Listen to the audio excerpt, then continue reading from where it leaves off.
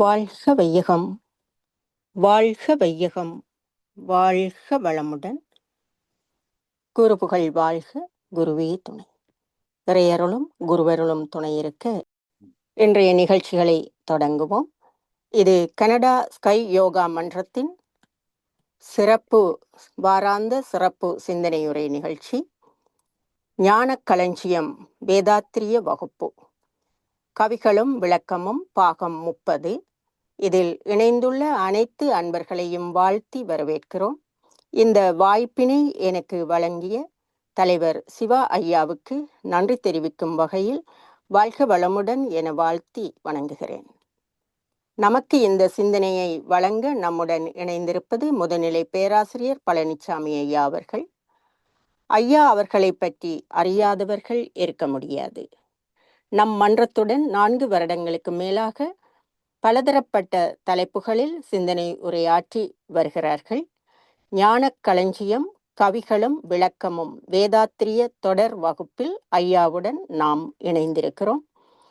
கடந்த வகுப்பில் இறை உணர் அறிவு என்ற தலைப்பிலே 1 மணி நேரம் கட்டி போட்ட மாதிரி ஐயாவினுடைய உரை அமைந்திருந்தது. ஆழமான விளக்கத்தோடு மிக்க நன்றி ஐயா. இந்த இடத்திலே நான் நன்றி தெரிவித்துக் கொள்கிறேன் ஐயாவுக்கு. ஒரு பாடலுக்கு மட்டுமே அவ்வளவு சிறப்பான ஒரு விளக்கத்தை நமக்கு வழங்கியிருந்தார்கள். அந்த வகையிலே இன்றைய வகுப்பும் தொடங்குகிறது. கனடா ஸ்கை யோகா மன்றத்தின் சார்பில் ஐயா அவர்களை வாழ்க வளமுடன் என வாழ்த்தி வரவேற்றி இன்றைய வகுப்பினை வழங்குமாறு பணிவன்புடன் கேட்டுக்கொள்கிறோம். வாழ்க வளமுடன் ஐயா. வாழ்க வளமுடன்மா. நன்றி. வாழ்க வையகம், வாழ்க வையகம், வாழ்க வளமுடன். குரு வாழ்க, குருவே துணை. சிந்தனையை, உடல் நலத்தை சீர் அமைத்து ஓய்வித்த குருவே வாழ்க. வாழ்க வளமுடன், வாழ்க வளமுடன், வாழ்க வையகம். கனடா ஸ்கை யோகா அறக்கட்டளையை சிறப்பாக நடத்தி வருகின்ற ஆன்மீக அன்புள்ளங்கள், குறிப்பாக பேராசிரியர் முனைவர் சிவசங்கர் ஐயா அவர்கள் மற்றும் இந்த நிகழ்ச்சியை தொடர்ந்து சிறப்பித்து வருகின்ற அன்பர்கள் அனைவருக்கும் அருட்தந்தை வேதாத்திரி மகர்ஷி அவர்கள் சார்பாக வாழ்க வளமுடன் என்ற வாழ்த்துக்களையும் எனது அன்பு கலந்த பணிவான வணக்கத்தையும் சமர்ப்பித்து ஞானக் களஞ்சியம் வேதாத்திரிய கவிதை தொகுப்பின் தொடர் சிந்தனையில் இன்றைய தினம் 6வது அறிவு என்ற கவியை தொடங்குகின்றோம். பிற உயிர் உணர்தலாய் இன்பம் துன்பம் பெறுகின்ற அளவுகளை யூகத்தாலே உறவு கொண்டு உள்ளத்தால் உணர்ந்து கொள்ளும் யூக உணர்வும் தோன்றும் நிகழ்ச்சிகளுக்கு திறவுகோலாம் அறிவு அதனின் மூலம் தெய்வ நிலை இவை உணர்ந்து அதற்கு ஏற்ப அறவழியே வாழ்கின்ற அகண்ட நோக்க அறிவாற்றல் 6வது அறிவாகும். அறிவை பற்றி சிந்தித்து வருகின்றோம். அறிவை 6 அறிவு என்று சொல்கின்றோம். அப்படி அறிவு 6 வகையா அல்லது தமிழ் திரைப்படம் ஒன்று 7ஆம் அறிவு என்ற தலைப்பு, இன்னும் சிலர் 8ஆம் அறிவு என்று கூட பேசுவதை நான் கேட்டிருக்கின்றேன். இப்படி எத்தனை வகையாக அறிவு இருக்கிறது, எத்தனை வகையான அறிவு நிலைகள் இருக்கின்றன என்ற ஒரு கேள்வி அடிப்படை அல்லவா? அதற்கு தீர்வு என்ன, விடை என்ன என்றால் ஒரே அறிவுதான், பேரறிவு. அறிவுல எண்ணிக்கையெல்லாம் கிடையாது, ஒரே அறிவு தான். அந்த பேரறிவே எழுச்சி பெற்று ஒவ்வொன்றாக தரமாற்றம் அடைகின்றது அல்லவா? அந்த தரமாற்றத்தை சிறப்பிக்கவும் பிரித்து பேசவும் ஒரு ஐடென்டிட்டி மார்க், ஒரு குறியீடாக பயன்படுத்திக் கொள்வது, அடையாளமாக பயன்படுத்திக் கொள்வதுதான் இந்த ஓரறிவு, ஆறறிவு என்ற பிரிவினைகள். எனவே அறிவை பற்றி சிந்திக்கின்ற போது நாம் மையமாக கொள்ள வேண்டிய ஒரு கருத்து, அறிவு ஒன்றேதான், அது பேரறிவு தான். அது இல்லாத இடமே கிடையாது, அது இல்லாத இடமே கிடையாது. பறந்து விரிந்திருப்பதும் அதுவேதான், சுருங்கிய நிலையிலே இருப்பதும் அதுவேதான். எப்படி துளிகளே கடலாக நிறைய பெறுகிறதோ, புள்ளியே கோலமாக நிறைய பெறுகிறதோ, அதே போல அணுக்களின் சேர்க்கை பருப்பொருளாவது போல அறிவே தரம்,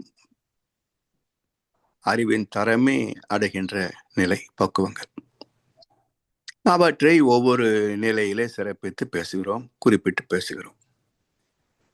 எனவே 6 அறிவு என்று நாம் பிரித்து பேசினாலும் கூட ஒரே அறிவு, பேரறிவு என்பதை நினைவிலே கொள்ள வேண்டும். அதனால் மகிழ்ச்சி அவருக்கு இங்கே 6வது அறிவு, 6வது. அப்ப அறிவின் முதலாவது நிலை என்ன என்றால், அது நுண் உயிர்களிலே தொடு உணர்வை வெளிப்படுத்தக்கூடிய நிலையிலே வந்ததுனால, அந்த வெளிப்படுத்துகின்ற, நான் உணர்கிறேன் என்ற உணர்வை வெளிப்படுத்துகின்ற நிலையில வருகின்ற போதுதான் அதை சிறப்பித்து முதலாம் அறிவு என்று சொல்கின்றோம். ஆனா இங்க பிறக்கல அறிவு. அறிவு இங்கே உணர்வாக வெளிப்படுகிறது. அந்த வெளிப்பட்ட நிலையை நாம் குறிப்பதற்காக ஓரறிவு சொல்கின்றோம்.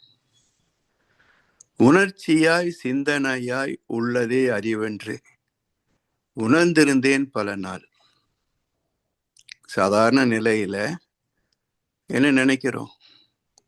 உணர்ச்சியை நினைக்கிறோமே தவிர, சிந்தனை நினைக்கிறோமே தவிர, இதன் மூலமாக அறிவுதான் செயல்படுகிறது என்பது உலகிலே பெரும்பான்மை மக்களுடைய கணிப்புக்கு எட்டல.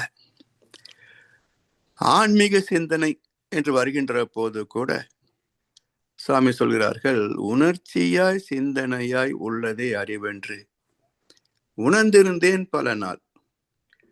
மேலும் உண்மை விளங்க உணர்ச்சிக்கு முன்னம் பின்னில் ஒழுங்காற்றலாய் இயங்கும் உனது திருநிலையும் அறிவே என உணர்ந்தேன் இன்ப ஊற்றாய் நிறைந்த இறைவா. அப்போ உணர்ச்சிகள் மட்டும் அறிவு அல்ல, இது நான் அறிந்தேன் என்று வெளிப்பட்ட நிலையே தவிர அதை சொல்லாத நிலை கூட உண்டு. அதாவது வாய்விட்டு உச்சரிக்காத வரைக்கும் வார்த்தைக்கு மூலம் என்ன? மௌனம் தானே. உச்சரித்த பிறகுதான சொல் ஓசை, அதற்கு முன்பு மௌனம் தானே. அதே போல நான் உணர்கிறேன், உணர்ந்தேன் என்று சொல்வதற்கு முன்பு இருந்தது உணர்வு தானே. அப்ப உணர்வு எழுச்சி பெற்ற நிலையே உணர்ச்சி, தொடு உணர்ச்சி சொல்கிறோம். அப்ப தொடு உணர்வை நாம் சொல்லுகின்ற போது தொடு உணர்ச்சி என்று சொல்கின்றோம். ஏன்னா தொடு உணர்வு உள்ளே இருக்கு. எப்படி? காத்து அடிக்குது அப்படின்னு சொல்றோமே, அப்ப காத்து அப்பதான் அடிக்குதா? அதுக்கு முன்பே காற்று இல்லையா? அப்போ இருக்கின்ற காற்றை உணரல, மோதுகின்ற காற்றை உணர்கிறோம் அப்படின்னா அதான் உணர்வுக்கும் உணர்ச்சிக்கும் உள்ள பேதம். எப்பவும் காற்று நம்மை சூழ்ந்திருக்கிறது. காற்று மண்டலத்தில் தான் நாம் வாழ முடியும். எப்போதும் இருப்பதனால் அது சப்மிசிவ். அது அப்படியே அதுக்கு பழகி போயிடும். இப்போ புகை வண்டி போற பாதைக்கு பக்கத்தில் வீடு இருந்து வச்சுக்கல, நாம் ஒரு நாளைக்கு விருந்தாக போகிறோம் என்று சொன்னால் நம்ம தூங்க முடியாது. ஆனால் அங்கே வாழ்கிறவர்கள் தூங்கிக் கொண்டுதான் இருக்கிறார்கள். அது போல அக்கஸ்டம்டு பழகிக்கொள்ளும். அப்படி இந்த காற்றின் அழுத்தத்தை தொடுதலை அது உள்ளுணர்வாக வைத்திருக்கிறது, வெளிப்படுத்துவதில்லை. சற்று வேகமான காற்று மோதுகின்ற போது காற்று அடிக்கிறது என்று உணர்ச்சியை சொல்கின்றோம். எனவே உணர்வுதான் எழுச்சி பெற்று உணர்ச்சியாகிறது. அப்படி உணர்ச்சியாய் சிந்தனையாய் உள்ளதே அறிவென்று உணர்ந்திருந்தேன் பல நாள். மேலும் உண்மை விளங்க, இயற்கை ரகசியங்கள் விளங்க, உணர்ச்சிக்கு முன்னம் பின்னில் ஒழுங்காற்றலாய் இயங்கும் உனது திருநிலையும் அறிவே. அப்ப அறிவின் இலக்கணம் என்ன என்றால், the order of function in everything, every motion at all times is consciousness. எங்கும் எதிலும் எக்காலத்திலும் இயக்க ஒழுங்காக இருப்பது அறிவின் சிறப்பு. அந்த ஒழுக்கம்தான் அறிவு. அது எப்படி உள்ளே வந்தது இயக்கத்திற்குள்ள என்றால், அறிவே இயங்கியதால். வேற ஒண்ணு இயங்கி இருந்தா அறிவு உள்ள போகணும், பெனிட்ரேட்ஸ். அது சாத்தியம் இல்லை. அறிவே எழுச்சி பெற்ற இயக்கத்தில் வந்ததால் அந்த இயக்கம் ஒழுக்கத்திற்கு கட்டுப்படுகிறது. அதனால்தான் நாம் அடிக்கடி சொல்லக்கூடிய கருத்து, விதியையும் இயக்கத்தையும் பிரிக்க முடியாது. விதியையும் இயக்கத்தையும் பிரிக்க முடியாது. எது முதலில் பிறந்தது, இயக்கமா விதியா, அதையும் பிரிக்க முடியாது. இரட்டை குழந்தைகள் போல அதுவும் சொல்ல முடியாது. 1 by 1 தான் வருது. கரு சேர்வது வேணா சொல்லலாம். தாயின் கரு முட்டையில 2 உயிரணுக்கள் ஒரே சமயத்தில் சேர்வது தானே இரட்டை குழந்தைகள். அப்படி வேணா வைத்துக் கொள்ளலாம். எனவே இயக்கத்தையும் விதியையும் பிரிக்க முடியாது. இப்படி 6வது நிலை மனிதனாக வந்த 6வது அறிவு. இதன் சிறப்பு என்ன? 5 அறிவு வரைக்கும் உள்ள வாழ்க்கை எல்லாமே பாதுகாப்பு, பராமரிப்பு, இனவிருத்தி, இதற்குரிய சிந்தனை ஆராய்ச்சி எல்லாமே இருக்கும். இதற்குரிய சிந்தனை ஆராய்ச்சி எல்லா ஜீவன்களும் இருக்கும். அது உணவை பற்றுவதற்கு என்ன டெக்னிக் வேணுங்க? எப்பவும் சரசரம் ஊர்ந்து போகக்கூடிய பாம்பு தவளையை பற்றுகின்ற போது முன்னாடி போயா பிடிக்குது? அமைதியா மெதுவா ஊர்ந்து போய் பின்பக்கமாக இருந்து எல்லா பக்கம் பிடிச்சிடும். பாம்பு தன்னை கவி விட்டது என்பது கூட தவளைக்கு தெரியாது. அது நாக்க நீட்டு பூச்சி பிடிச்சிட்டு இருக்கும். ராமகிருஷ்ண பரமஹம்சர் ரொம்ப அருமையா சொல்லுவார், பாம்பு பின்பக்கமா வந்து தவளை விடுங்கிக்கிட்டு இருக்குது, அது தெரியாத இந்த தவளை நாக்கு நீட்டி பூச்சி பிடிச்சிட்டு இருக்குது. அது போல ஒவ்வொரு கணமும் மரணம் நம்மை விழுங்கி கொண்டிருக்கிறது இல்லையா? நாள் என ஒன்று போல் காட்டி உயிர் அது ஈரும், வாழ் அது உணர்வார் பெறேன். நாட்காட்டியில ஒரு தாள் கிழிக்கிற போது வெறும் பேப்பரை கிழிக்கல, நம்முடைய ஆயுளிலே ஒரு நாளை கிழிக்கிறோம். இப்ப எல்லா மகான்களும் சொல்லக்கூடிய கருத்து, சாமியும் சொல்லுவாங்க, பிறப்பில் இருந்து ஒவ்வொரு சனமும் முடிவை நோக்கி நகர்ந்து கொண்டிருக்கிறோம், மரணத்தை நோக்கி நகர்ந்து கொண்டிருக்கிறோம். அதனால் ஹாப்பி பர்த்டே கிடையாது, பிளாக் பர்த்டே தான். அதனால் அந்த இயக்கத்தை நோக்கி நகர்ந்து கொண்டு இருக்கிறது. அப்போ இந்த ஆறாம் அறிவின் சிறப்பு என்ன என்றால், ஐந்தறி விலங்குகள் வரைக்கும் உள்ள வாழ்க்கை அல்ல, அது உடல் மட்டுமே சார்ந்த வாழ்க்கை. தேவைகள் 3, காப்புகள் 3, அது போதும். எல்லா ஜீவன்களும் நிறைவாக வாழ்ந்து முடிந்து போயிடும். இது மட்டுமே முடிந்து போக முடியவில்லை. ஐந்தறிவோடு நின்று போயிருக்கலாம் இல்லையா? ஏன் முடியவில்லை என்றால், அறிவு அறிந்தேன் அறிகிறேன் என்று சொல்லக்கூடிய வகையிலே தன்னை அறிய வேண்டும் என்றால், தன்னை அறிய வேண்டும் என்றால், அந்த பேரறிவே என்ற அறிவு என்பதே அறியும் திறன் உள்ளதுக்கு பேர் தான் அறிவுன்னு வச்சாங்க இல்லையா? மனிதன் வச்ச பேர் தான் அறிவு. எதை காரணப்படுத்தி இந்த பெயர் வைத்தார்கள் என்றால், அறியும் திறன் இருப்பதனால் அதற்கு அறிவு என்று பெயர் வைத்தார்கள். அப்போ பேரறிவு தன்னை அறியுமா? சிற்றறிவு நாமே எல்லாவற்றையும் அறிகிறோம். இறைவன் பேரறிவு அல்லவா? அவன் தன்னை அறிவானா? இல்ல. பேரறிவு தன்னை அறிய முடியாது. அது எழுச்சி பெற்று திணிவு பெற்ற நிலையிலே ஆறாம் அறிவிலே தான் அது தன்னை அறிய முடியும். அப்ப அறிவு தன்னை அறிந்து தான் என்பதையே உணர்ச்சி வெளிப்படுத்தக்கூடிய நிலையிலே வர வேண்டும் என்றால், அந்த அறிவுடைய தொடர் பரிணாமம் தானே எல்லாமே. The journey of consciousness. அறிவின் பயணமே இந்த உலகம், ஜீவன், மனிதன் வாழ்க்கை. எனவே அறிவு தன்னை அறிவது. அறிவின் எழுச்சி பஞ்சபூதங்கள். பஞ்சபூதங்களை உணர்வதற்கு பஞ்ச அறிவு ஜீவன்கள். ஆனால் அறிவு ஒன்று மிச்சம் இருக்கே, மூலம். இப்ப மூலம் தன்னை அறிவதற்காக முடிவு பெற்ற நிலை மனிதன். அப்ப மூலம் இறைநிலை, அதன் பயணம் ஐந்தறிவு ஜீவன்கள், முடிவு மனிதன். ஏனென்றால் மனிதனை இறைவனை அறியக்கூடிய திறம் பெற்றவனாகிறான். அப்படி பிற உயிர் உணர்தலாய் இன்பம் துன்பம் ஐந்தறிவு என்ற நிலையை கடந்து பகுத்தறிவுடைய ஆறாம் அறிவிய மனிதன் வருகின்ற போது மனிதன் தன்னை அறியணும். பிறகு பார்க்கிறான், உடல் தெரியுது, உயிர் இருக்குன்னு ஒத்துக்கொண்டோம், ஆனா பார்க்க முடியல. மனம் இருக்கிறது என்று பேசுகிறோம், அதையும் காண முடியவில்லை. அறிவு இருக்கிறதா என்று கேள்வி வருகிறது, இருக்குது என்று எடுத்து காட்ட முடியவில்லை. என்றால் இவை எல்லாம் எங்கே இருந்து வருகின்றன?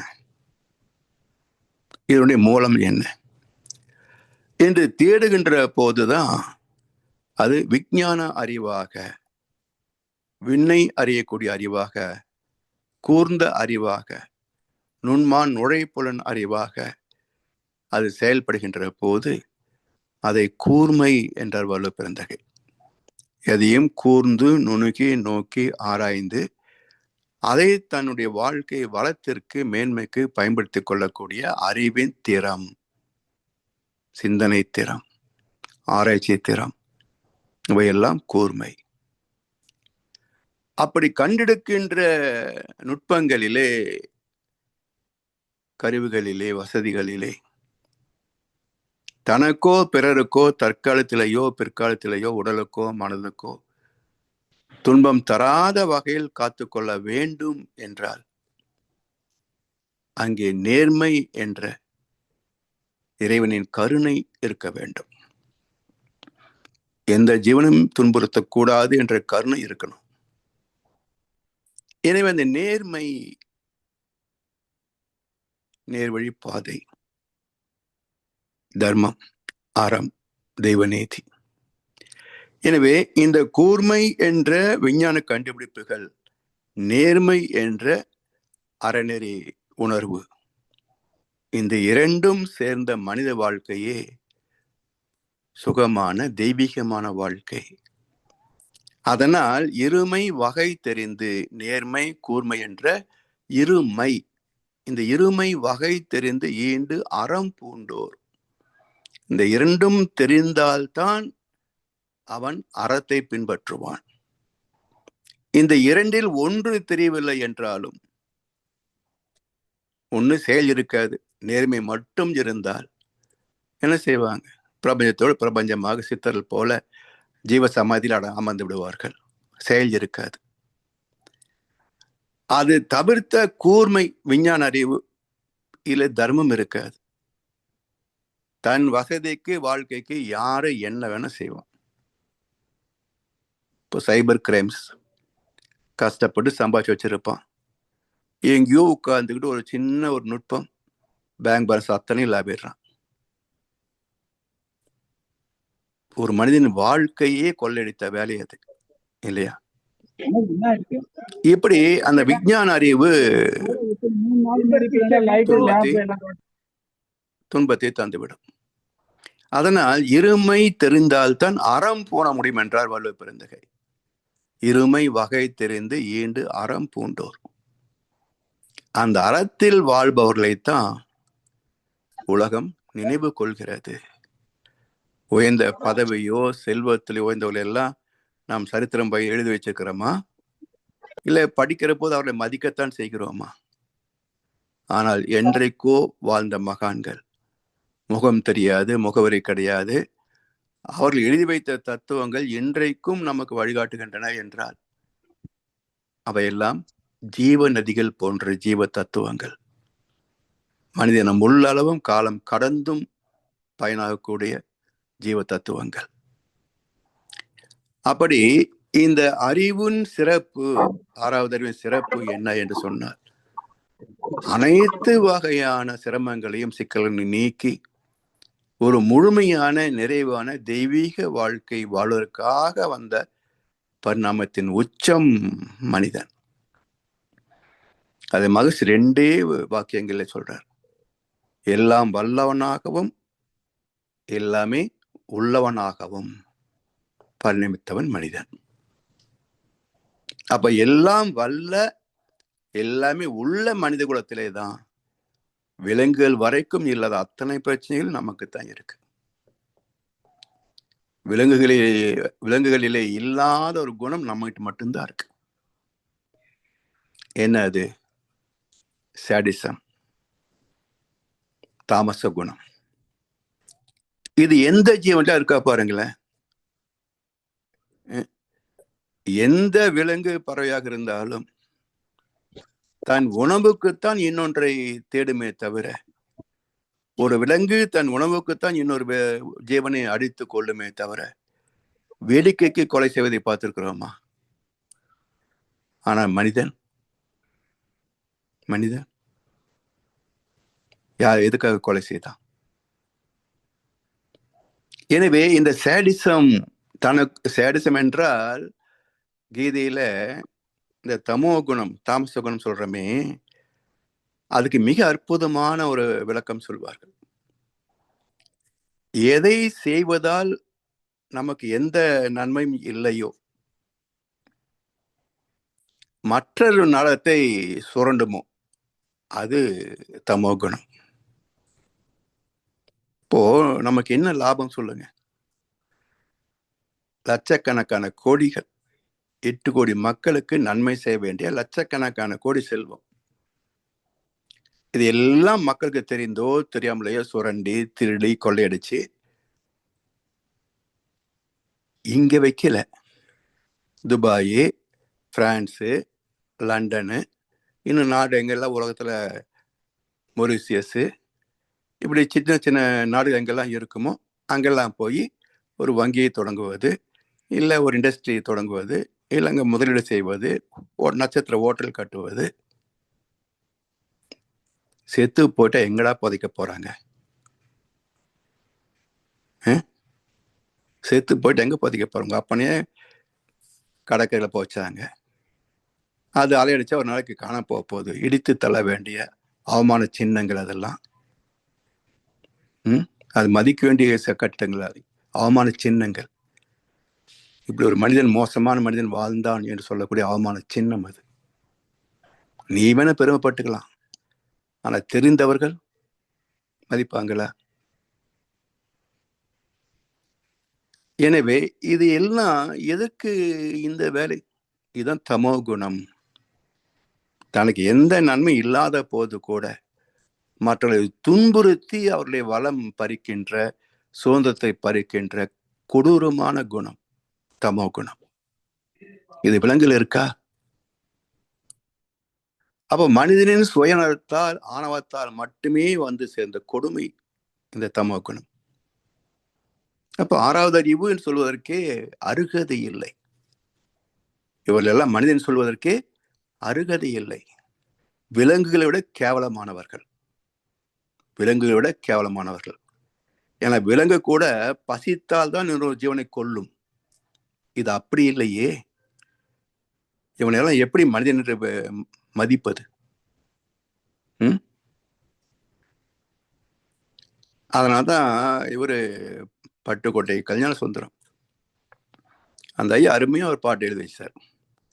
6 அறிவில் 1 அறிவு அவுட்டு, இருக்கும் 5 அறிவும் நிலைக்குமான்னா அதுவும் கூட டவுட்டுன்னாரு. 6 அறிவில் 1 அறிவு அவுட்டு, மிச்சம் இருக்கிற 5 அறிவு நிலைக்குமான்னா அதுவும் கூட டவுட்டு. இப்படி எத்தனை ஜென்மங்கள்! இதெல்லாம் மனுஷன் சொல்ல முடியுமா? அப்ப 6வது அறிவின் சிறப்பு உடல் அளவிலே மனிதர்கள், அவ்வளவுதான். உடல் அளவிலே மனிதர்கள். ஆனா குணத்தால், எண்ணத்தால், செயலால் விலங்குகளை விட கேவலமான ஜென்மங்கள். அதனால் 6வது அறிவின் சிறப்பு என்ன என்று இந்த கவியில மகர்ஷி நமக்கு அந்த இலக்கணத்தை சொல்கிறார்கள். அதுல முதல் வெளிப்பாடு பாருங்க.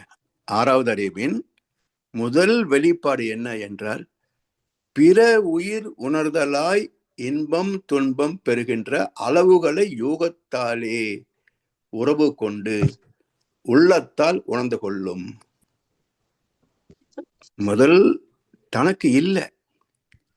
மனிதனாக வந்த நோக்கமே தனக்காக அல்ல, பிறருக்காக. அதே போல பிறருக்காக என்ற இடத்துல நாம வந்துடுறோம். அப்ப ஒருவருக்கு ஒருவர் ஒத்து உதவுதல், இதுதான் மனிதனுடைய வாழ்க்கையின் இலக்கணம், அடிப்படையே இதுதான். அப்ப நாம் பிறருக்காக வாழ்கிறோம், பிறர் நமக்காக வாழ்கிறார்கள். நமது தேவைகளை, நம்முடைய வசதிகள் எல்லாம் மற்ற உழைப்பிலிருந்து, அறிவிலிருந்து பெற்றுக்கொள்கிறோம். என் உடல் உழைப்பால், அறிவின் உழைப்பால் வந்தவையெல்லாம் மற்றவருக்கு எடுத்து வழங்குகிறோம். அப்போ இங்க செல்ஃப் சென்டர்ட்னஸ், தனித்துவம், சுயநலம் என்பதே கிடையாது. 6வது அறிவின் அடிப்படையே பிற உயிர், பிற மனிதன் மட்டுமல்ல, பிற உயிர். அதை கணசர் அழகா சொல்வார். பழகும் வகையில் பழகி பார்த்தால் பகைவன் கூட நண்பனே, பாசம் காட்டி ஆசை வைத்தால் மிருகம் கூட தெய்வமே. அதனால் இது பிற மனிதர்களை அல்ல. நான் என்னுடைய வாழ்நாளிலே யாருடைய உடலுக்கோ மனதுக்கோ சொல்றோம் இல்லையா, கடைசியில தாவத்தை முடிவுல சொல்ற போது,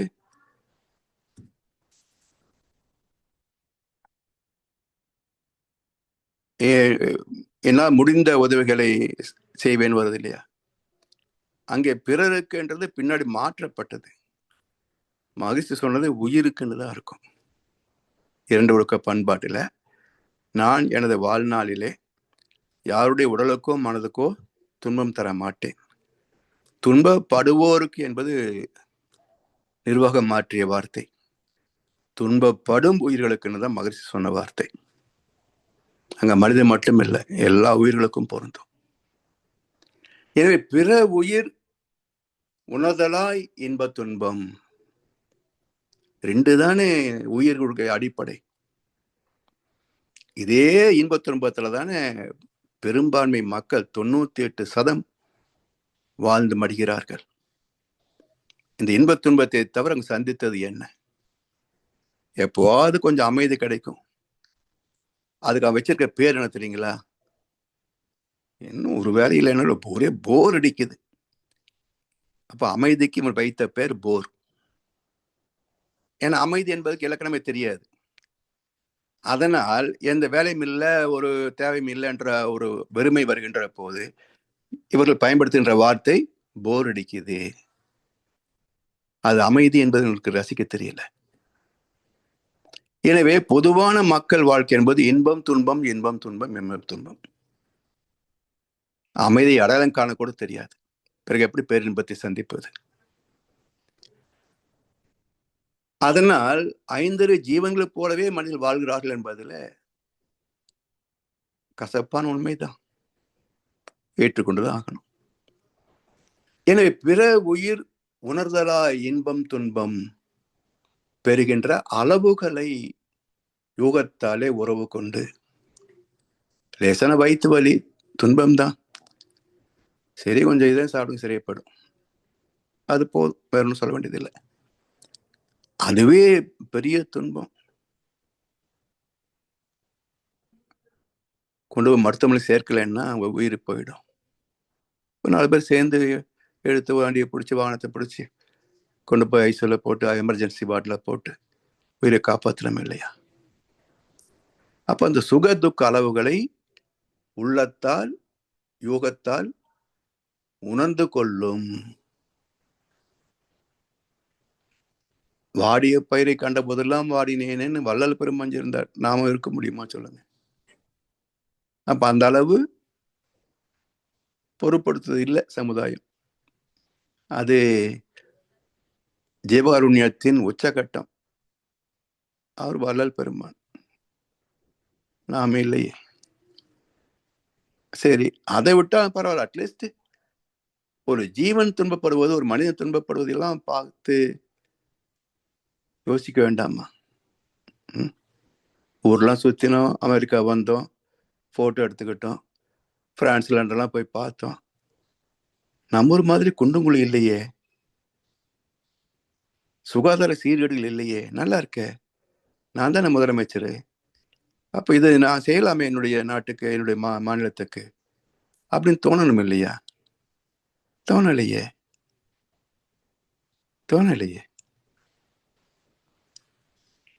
அப்போ மனிதன் இல்லை. எனவே பிற உயிர் உணர்தலா பெறக்கூடியதெல்லாம் யூகத்தாலே உறவு கொண்டு உள்ளத்தால் உணர்ந்து கொள்ளும். யூக உணர்வும் தோன்றும் நிகழ்ச்சிகளுக்கு திறவுகோலாம். இதை புரிந்து கொள்கின்றோம். அப்ப பிறருக்காக உணர்கின்ற போதுதான் அங்கே தர்மம் வெளிப்படுகிறது, அறம் வெளிப்படுகிறது. இதுவரைக்கும் மறைந்திருந்த தெய்வ நீதி, இதுவரைக்கும்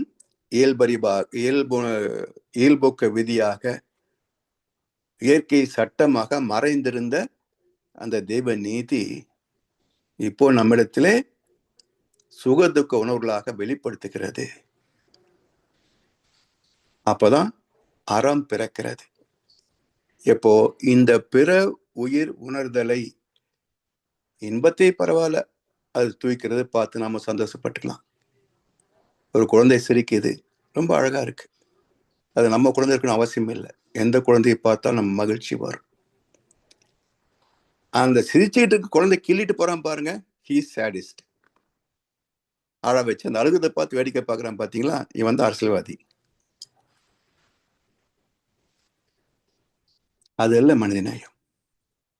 அப்ப அந்த மகிழ்ச்சியை ரசிப்பது, துன்பப்படுகின்ற போது உடனே உதவி செய்வதற்கு உள்ளத்தால் உடலால் ஊக்கம் பெறுவது. அப்போ தெய்வ நீதியே வெளிப்பட்ட இடம் மனிதன். இன்னொரு ஜீவனுக்கு உதவி செய்வது என்று அறிஞரான் பாருங்க. அந்த 6ஆம் அறிவிலே தெய்வீகம் வெளிப்படுகிறது, தெய்வ நீதி மதிக்கப்படுகிறது. அதுதான் தர்மம், அறம் என்று சொல்கின்றோம்.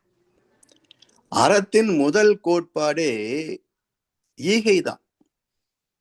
இன்னொரு ஜீவனின் துன்பத்தை நீக்குவதற்கு அறிவு எழுச்சி பெற்ற முதல் நாள் உலகில் அறம் தோன்றியது. அறத்தின் முதல் கோட்பாடு பிற உயிர் படுகின்ற சுக துக்க உணர்வுகளை, துன்பத்தை நீக்குகின்ற எழுச்சிக்கு பேர் தான் ஈகை.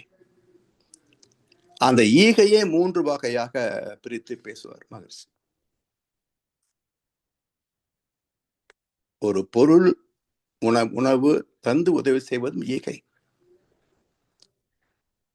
உடலால் உதவி செய்து மருத்துவமனைக்கோ ஏதோ கூட இருந்து ஒரு காரியத்தை, ஒரு பாரத்தை தூக்கணும், நீங்க ஒரு கை பிடிங்க, நான் கூட கை பிடிக்கிறேன், தூக்கி வைக்கிறோம். அப்ப அந்த கூட்டு முயற்சியும் உதவிதானே.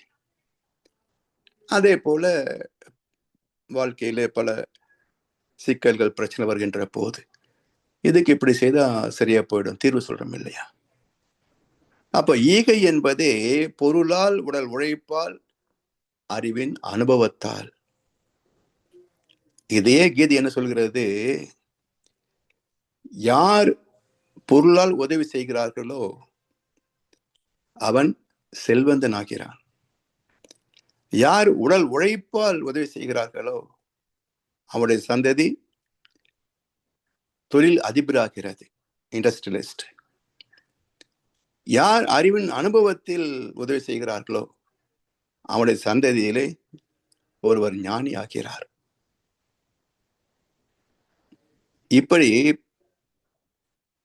பிற உயிர் உணர்தலாய் இன்ப துன்பத்தை நீக்குகின்ற செயல் ஈகை. இப்படி யூக உணர்வு, அதாவது தன்னை போல பிறர் என்னும் தன்மை. அதாவது யூக உணர்வு என்றால் யூகித்து எப்படி இருக்கும், இது நமக்கு இந்த கஷ்டம் வந்தா எப்படி இருக்கும், நாம ஒரு 4 நாள் பட்டினியை கிடந்தா எப்படி இருக்கும் என்று நினைக்கிறோமே. தன்னை போல பிறரை என்னும் தன்மை வேண்டுமே. அந்த தன்மை வர உள்ளத்திலே கருணை வேண்டுமே. கருணை தெய்வீகம். பொன்னை போல மனம் படைத்தால் செல்வம் பேரில்லை. இதை புரிந்து கொண்ட மனிதனை போல் தெய்வம் பேரில்லை. என கருணையின் வடிவம் அல்லவா? அந்த கருணாமூர்த்தி தானே தெய்வம். கருணாநிதி தெய்வம் அல்ல, கருணாமூர்த்தி தானே தெய்வம். இப்படி திறவுகோலாம் அறிவு அதனின் தோன்றும் நிகழ்ச்சிகளுக்கு திறவுகோலாம் அறிவு அதனின் மூலம் தெய்வ நிலை. இந்த துன்பத்தை நீக்குகிறது தேவ நீதி வெளிப்பட்டது. அந்த இடத்திலேதான் அந்த யூக உணர்வும் தோன்றும் நிகழ்ச்சிகளுக்கு திறவுகோல் அறிவு. அப்ப அறிவு என்ற இறைத்தன்மை, அதுவே அன்பும் கருணையும் என்ற ஜீவனுடைய குணங்களாக வெளிப்படுகிறது. அப்ப கருணை தான் இப்ப உதவி செய்தது. அப்ப அறிவின் வெளிப்பாடு கருணையாக உதவி புரிகிறது. அதனால் இந்த செயல் வழியாக அறிவு திறவுகோலாகிறது, அந்த வாசலிலே நுழைகிறது. அப்ப அறிவின் திறவுகோல் கருணையின் வாசலிலே பயணித்து மனிதனுக்கு துணை செய்கிறது, உதவி செய்கிறது. இப்படி திறவுகோலாம் அறிவு அதனின் மூலம் தெய்வ நிலை இவை உணர்ந்து. சரி, அறிவு திறவுகோலாச்சு. அப்படி திறந்த பிறகு என்னாச்சு? இயற்கை விதி, தேவ நீதியின்படி இன்ப துன்பம் வந்த ஒரு ஜீவன் அந்த துன்பத்தை நீக்குகின்ற உதவியாச்சு. இதன் மறுபக்கம் தான் யாருக்கும் துன்பம் தரக்கூடாது என்ற ஒழுக்கம் பிறந்தது. இரண்டும் இணைந்த வாழ்க்கை நெறியே கர்ம யோகமானது. அப்போ இந்த கர்ம யோகம் என்ற போது யோக் என்ற இணைதல் யாரு? இந்த ஜீவாத்மா பரமாத்மாவோடு இணையணும். ஜீவாத்மா எனக்குள்ள இருக்கு தெரியுது, பரமாத்மா. இப்போ பரமாத்மா எங்க இருந்து வந்தது? இது உணர்கின்ற தெய்வம், பரமாத்மா உணரக்கூடிய தெய்வம். இதற்குடைய மூலம் என்ன? சக்தி, ஆதிபராசக்தி. அதற்கு மூலம் யாரு? ஆதிசிவம், சுத்தவேலி. அப்போ அந்த ஆதி சிவத்துக்கு தன்னை அறியுமா? அறியாது. அது தன்னை அறிய முடியாது.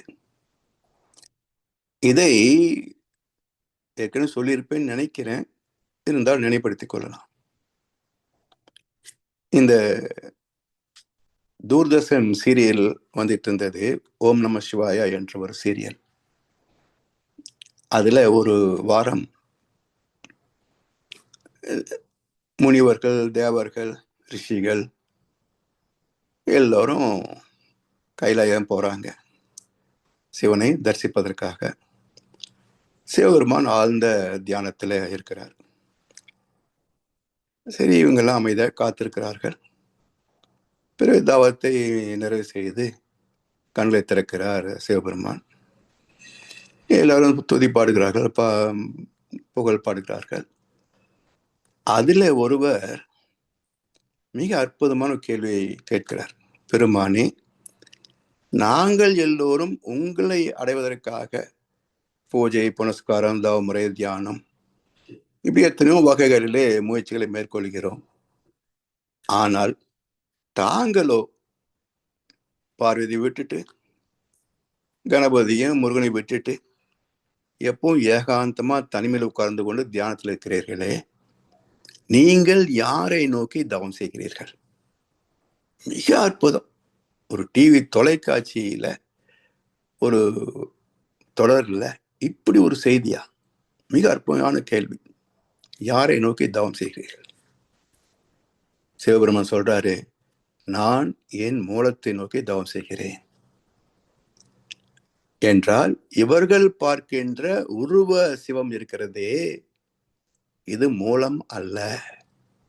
இதற்கு மூலம் அரூப சிவம், ஆதி சிவம். அதை உணர்கின்ற வழியை காட்டுகிறார். எப்படி? தனிமையிலே பசித்திரு, தனித்திரு, விழித்திரு. தனிமையிலே மனதை ஒடுக்கி அந்த அரூபத்தை நோக்கி தவம் ஏற்று அந்த அரூபத்தை அறியலாம். அப்ப பசித்திரு, தனித்திரு, விழித்திரு.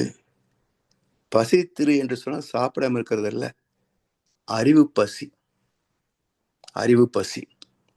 வயிற்று பசி ஓரளவுக்கு கொடுத்தா போதும். ஆனா அறிவு பசிக்கு எல்லை கிடையாது. பேரறிவோடு இணைந்து லயமாகி இயற்கை ரகசியங்களை அகக்காட்சியாக காண்கின்ற வரைக்கும் அறிவு பசி அடங்காது. அந்த பசிதான் பசித்திரு. தனித்திரு, எங்கேயோ குடும்பத்தை விட்டுட்டு ஓடி போக வேண்டாம். அப்படி இந்த கதையை முதல் எல்லாரும் பேசித்தான் தவம் தியானம் என்று சொன்னாலே அது துறவி கோலம் நினைச்சுக்கிட்டாங்க. அதை வைத்து கொண்டே சில பேர் காவியில கட்டிக்கிட்டு நானும் ஞானின்னு நினைச்சு மக்கள் மத்தியிலே வேஷம் போடுறாங்க. காவிகள் எல்லாம் ஞானிகள் அல்ல. அதுக்கு என்ன செய்யணும்? விழித்திரு. தூங்காம இருக்கிறது இல்ல, விழிப்புணர்வோடு, டோட்டல் அவேர்னஸ், பூர்ண விழிப்பு நிலையோடு, பூர்ண பிரக்ஞையோடு இருக்கணும். அப்ப ஏன் எந்த ஒரு எண்ணம் வந்தாலும் ஏன், எதற்கு என்ற விழிப்போடு இருப்பது. இந்த பொருள், இந்த உறவு எதுக்கு எனக்கு தேவை என்ற பற்றுதல், பற்றற்ற நிலையோடு இருப்பது, அறிவு பசியோடு இருப்பது. அதுதான் பசித்திரு, தனித்திரு, விழித்திரு என்றார்கள். அப்படி இந்த யூக உணர்வோடு தோன்றும் நிகழ்ச்சிகளுக்கு திறவுகோலாம் அறிவு, அதனின் மூலம் தெய்வ நிலை, இவை உணர்ந்து எத்தனைலாம் உணர்ந்திருக்கிறோம். நான் உணர்ந்தோம், பிற உயிர் உணர்ந்தோம், இன்ப துன்பம் உணர்ந்தோம், இன்பத்தை துய்ப்பது பிரச்சனை இல்லை என்பது உணர்ந்தோம், துன்பத்தை நீக்குவதே பரிணாமத்தின் தேவை என்று அறிந்தோம். அந்த துன்பத்தை நீக்குவதிலே இன்னொரு ஜீவனுக்கு, எந்த ஜீவன் துன்பப்படுகிறதோ முதல்ல அதுக்கு, தான் துன்பப்பட்ட தனக்கு முதல்ல. பிறகு அந்த உணர்வுக்கு மூலம் என்ன? உணர்ச்சிக்கு மூலம் உணர்வு, உணர்வுக்கு மூலம் அறிவு. அப்ப அந்த அறிவே தெய்வம், அறிவே தெய்வம். இவை உணர்ந்து அதற்கு ஏற்ப அறவழியே வாழ்கின்ற, அதற்கு ஏற்ப அந்த உணர்வு, தெய்வ உணர்வு பெறுகிறோம். இவையெல்லாம் உணர்கின்ற போது வாழ்க்கை எப்படி அமைய வேண்டும் என்றால், தெய்வத்தை உணர்ந்து தெய்வ நீதியை மதித்து வாழ்கின்ற அற வாழ்க்கை. இல் அறம். துறவரம் வேண்டியதில்லை, இல் அறம். இல்லறத்திலேயே துறவரம் மறைந்திருக்கிறது. துறவரம் தனியே ஒண்ணு கிடையாது. இல்லறத்தில் இருந்து கொண்டே ஞானம் பெற முடியும். அதாவது பட்டினத்தாருடைய வாழ்க்கையில ஒரு குறிப்பு உண்டு. காதற்ற ஊசியும் வாராதகான் கடைவழிக்கு ஒற்றை வரி தந்த ஞானம். ஓ, இதுதான் வாழ்க்கையா? இத்தனை செல்வம், உறவு, நட்பு, சமுதாயம், ராஜாவுக்கே நண்பர், இதெல்லாம் சாஸ்வதம் இல்லை. போகும்போது என்ன கூட வரப்போகுது? பிறக்கும் போதும் தனியாக தான் பிறந்தோம், போகும்போதும் தனியாக தான் போக போறோம். அதுக்கான ரொம்ப அழகா ஒரு வேடிக்கை ஒரு பாட்டு சொல்லுவார். பருவம் வந்து அனைவருமே காதல் கொள்வதில்லை, காதல் கொண்டு அனைவருமே மனமுடிப்பதில்லை, மனமுடித்து அனைவருமே சேர்ந்து வாழ்வதில்லை, சேர்ந்து வாழும் அனைவருமே சேர்ந்து போவதில்லை. தனியாத்தான் பிறந்தோம், தனியாத்தான் போக போறோம். அப்போ இதற்கு இடையில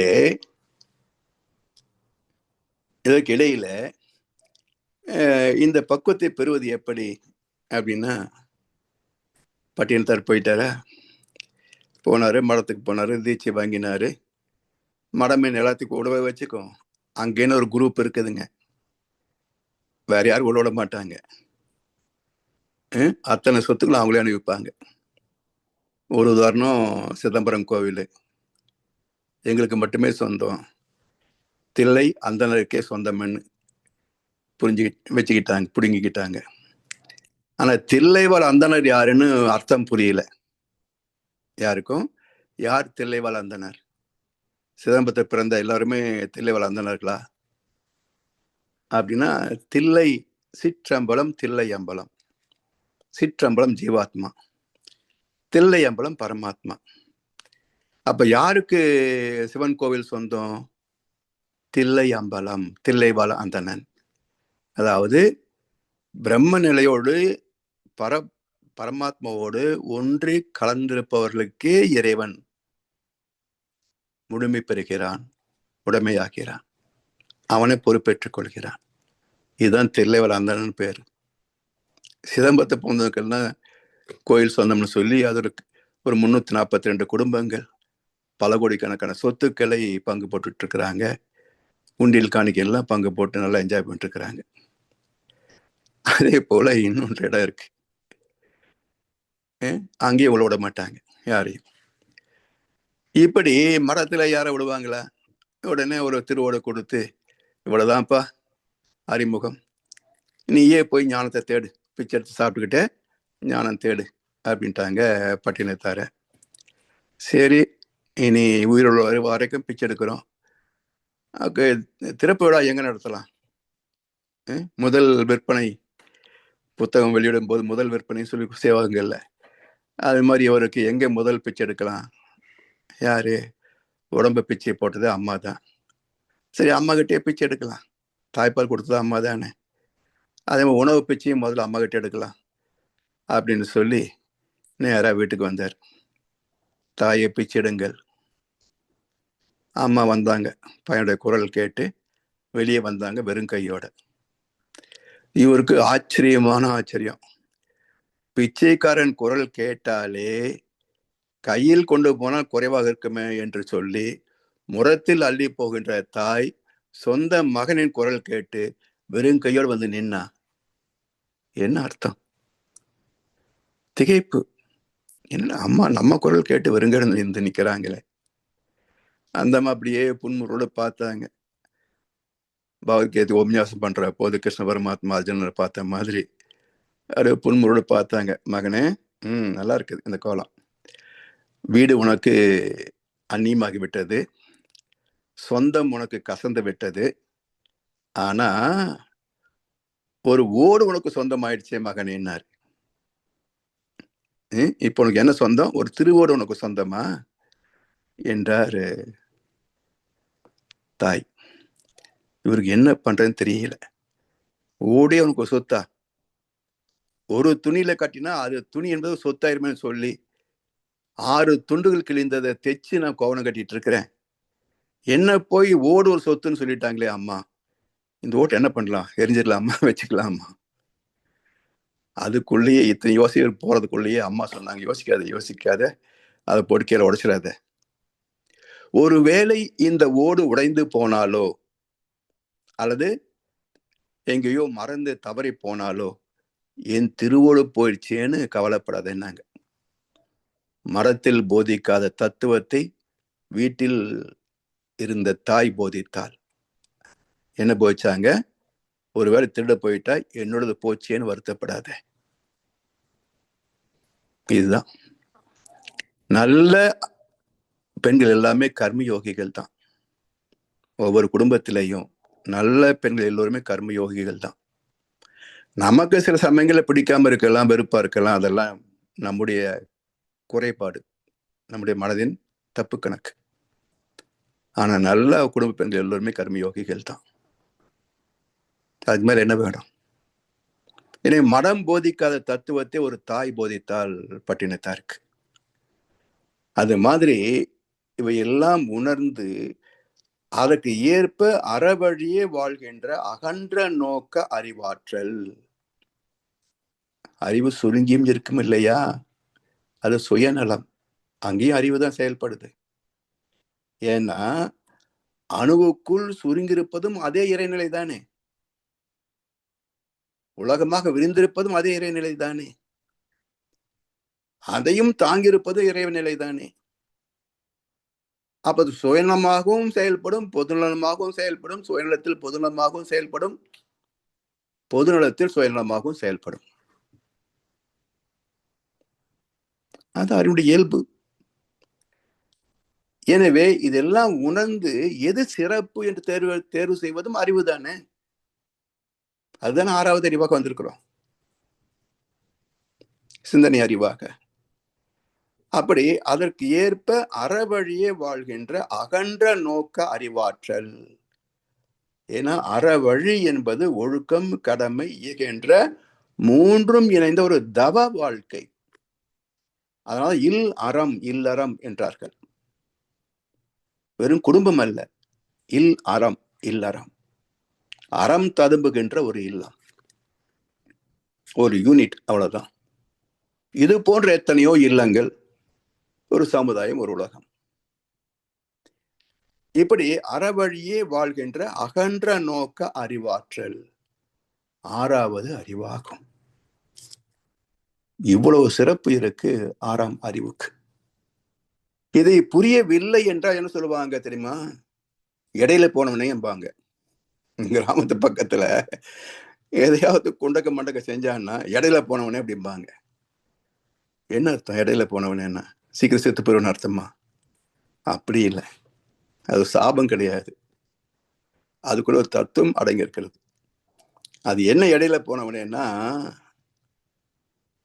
தொடங்கிய புள்ளியில் மீண்டும் சந்திப்பது என்றால் பூஜ்யம் இல்லையா? எங்கே தொடங்கியதோ அதுக்கு பக்கத்திலே வந்து முடியும், அது பூஜ்யம்.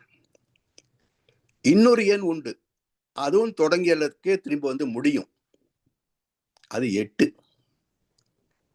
இது நேர்வழி, பூஜ்யம் நேர்வழி, 8 சுற்று வழி, அலைஞ்சு தெரிஞ்சு கடைசியில வந்து சேரும். இது நேர்வழி ஞானம், அதாவது ஞான மார்க்கம் வச்சுக்கங்களேன். இந்த 8 இது பக்தி மார்க்கம், சுத்தி சுத்தி வரும். சரி, இப்ப 6 என்ன என்றால், புறப்பட்ட ஒரு இடத்துல அந்த பூஜ்யம் போல 3/4 வட்டம் வந்துருச்சுங்க. 270 டிகிரி வந்தாச்சு. ஒரு 1/4 வட்டம் நேரம் மேல போயிட்டா பூஜ்யம் ஆயிடும். ஆனா குறுக்க திரும்பிடுச்சு. என்னாச்சு? அது தனக்குள்ளேயே சுயநலம் என்ற வட்டமா போச்சு. நீங்க 6 என்ன கவனிச்சு பாருங்க, கத்திரிக்காய் காம்பு மாதிரி இருக்கும் இல்லையா? காம்பு மேல ஒரு 1/4 வட்டமா நிற்கும், கீழே கத்திரிக்காய் இருக்கிற மாதிரி. இந்த அறிவு 6 என்ற எண் பார்க்கிற போது அந்த 270 டிகிரில வந்து இந்த வளையத்தை தொட்டுருச்சு இல்லையா, பிறையை தொட்டுருச்சு இல்ல. அப்ப இதுக்குள்ளே ஒரு வட்டம் இருக்கு, சுயநலம். அப்ப சுயநலத்திலே வாழ்ந்து போவதனால இது பூஜ்யத்தை சந்திக்க முடிவதே இல்லை, பொதுநலம் என்பது அறிவுக்கு எட்டுவதில்லை. அப்படியே பொதுநலம் பொதுநலம் பேசினாலும் மக்கள் நலம் மக்கள் நலம் என்றே பேசுவார்.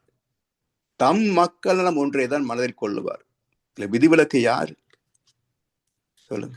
நமக்கு தெரியாம இருக்கலாம், தெரிய வரும்போதும் புரியும் இவன் வந்தது நமக்காகவா இல்ல தனக்காகவா அப்படிலாம் அப்புறம்தான் புரியும். இப்படி குறுக்க போனதும் இடையில போனவனே அப்படிம்பாங்க. எனவே 6ஆம் அறிவு இடையிலே திரும்பி விட்டது, மடைமாற்றம் பெற்று விட்டது. மீண்டும் அதை திருப்பி பூஜ்யத்தோடு தொடங்கியதோட இணைய வைக்கணும். அந்த இணைக்கின்ற வழிதான் கர்ம யோகம், இறை உணர்வு பயணம். அதற்கு 6ஆம் அறிவாக வந்துவிட்டது. இது பூஜ்யமாக மாற வேண்டும். இந்த 6ஐ எப்படி பூஜ்யமாக மாற்றுவது? முதல்ல சுயநலத்திலிருந்து டிட்டாச் பண்ணணும் இல்லையா? ஒட்டிட்டு இருக்க இந்த பக்கம் பாதி வட்டத்துல அதை முதல்ல டிட்டாச் பண்ணணும். அப்புறம் நிமித்தணும். நிமித்தினா ஆட்டோமேட்டிக்கா அங்க போய் சேர்ந்துடும். ஏன்னா அவ்வளவு லென்த் இருக்கு இல்ல, சரியா தான் இருக்கு லென்த். இங்க ஒட்டிட்டு இருக்கே சுயநலத்துல, அந்த அட்டாச்மெண்ட்டை பிரிச்சு அதை கொஞ்சம் நிமித்தி நேர்வழி கொண்டு வச்சோம்னா இது மீண்டும் தன் மூலத்தோடு இணைந்து விடும். அதனால இவ்வளவு நுட்பத்தை வச்சது தான் எண்களை வகுத்த மகான்கள் அந்த 1-2க்கு இவ்வளவு அற்புதமான அமைப்பை தந்திருக்கிறார்கள். எனவே 6வது அறிவு என்பது சாதாரணமா வந்துடல, வெறும் சோத்துக்காக வரல, உடலுக்காக வரல. அது நோக்கம் மிக உன்னதமானது, சிறப்பானது, உயர்வானது. அதனால்தான் பிறர்க்கரிய மாட பிறப்பு என்று சொன்னார்கள். அப்போ இப்படிப்பட்ட மாட பிறப்பை பெற்ற ஒருவன் இப்பிறப்பிலே ஈஸ்வர பிரமையை அறியாது போனால் அவன் வீணே பிறந்தவனாகிறான். அவன் வீணே பிறந்தவனாகிறான். அவன் இருந்ததற்கும் பிறந்ததற்கும் வளர்ந்ததற்கும் வாழ்ந்ததற்கும் ஒரு அடையாளமும் கிடையாது. அப்படி அடையாளமற்று போகாமல் இருக்க வேண்டும் என்று சொன்னால், ஒரு சரித்திரமாக நிலைக்க வேண்டும் என்று சொன்னால், நம் கடமை அறவாழ்வின் நாட்டத்தை சிறக்க வேண்டும் என்று சொல்லி வாய்ப்பளித்த செவிமடுத்த அனைவருக்கும் நன்றி பாராட்டி இந்த உரையை நிறைவு செய்கின்றோம். வாழ்க வளமுடன், வாழ்க வளமுடன், வாழ்க வையகம். நன்றிகள் ஐயா. மிகச் சிறப்பான விளக்கம். 6வது அறிவு, இந்த 6வது அறிவை எட்டுவதற்குத்தான் இவ்வளவு பாடுகள். நம்ம உயர இந்த அறிவிலே மேல மேல போகலாமெண்டா அந்த சில கர்மாக்கள் என்று நினைக்கிறேன், நம்மளை சூழ்ந்து சூழ்ந்து அதை போக விடாமல் தடுத்து. அதுதான் வள்ளலாரும் சொல்லுவார், கடை விரித்தேன் கொள்வார் இல்லையென்று. நல்ல நல்ல விஷயங்களை மகான்கள் சொல்லி வைத்திருக்கிறார்கள். அதை பின்பற்றி அந்த வழியில நம்முடைய அறிவை உயர்த்தி கொண்டு அந்த இறைநிலையை உணர்வதற்கான வழிகளை எல்லோரும் நமக்கு காட்டிக் கொண்டிருக்கிறார்கள். அந்த வகையிலே இன்று ஐயாவினுடைய சிந்தனை மிக சிறப்பாக அமைந்திருந்தது. மிக்க நன்றிகள் ஐயா. வாழ்க வளமுடன். இப்பொழுது நன்றி ஐயா. கேள்வி பதில் நிகழ்ச்சிக்கு போகலாம். ஐயாவிடம் உங்களுடைய சந்தேகங்களை, கேள்விகளை கேட்க விரும்புபவர்கள் பகிர்ந்து கொள்ளலாம். மற்றது கருத்துக்கள் பகிர்ந்து கொள்ள விரும்பக்கூடியவர்களும் இதிலே கலந்து கொண்டு கைகளை உயர்த்தி உங்களுடைய கருத்துக்களை பகிர்ந்து கொள்ளலாம்.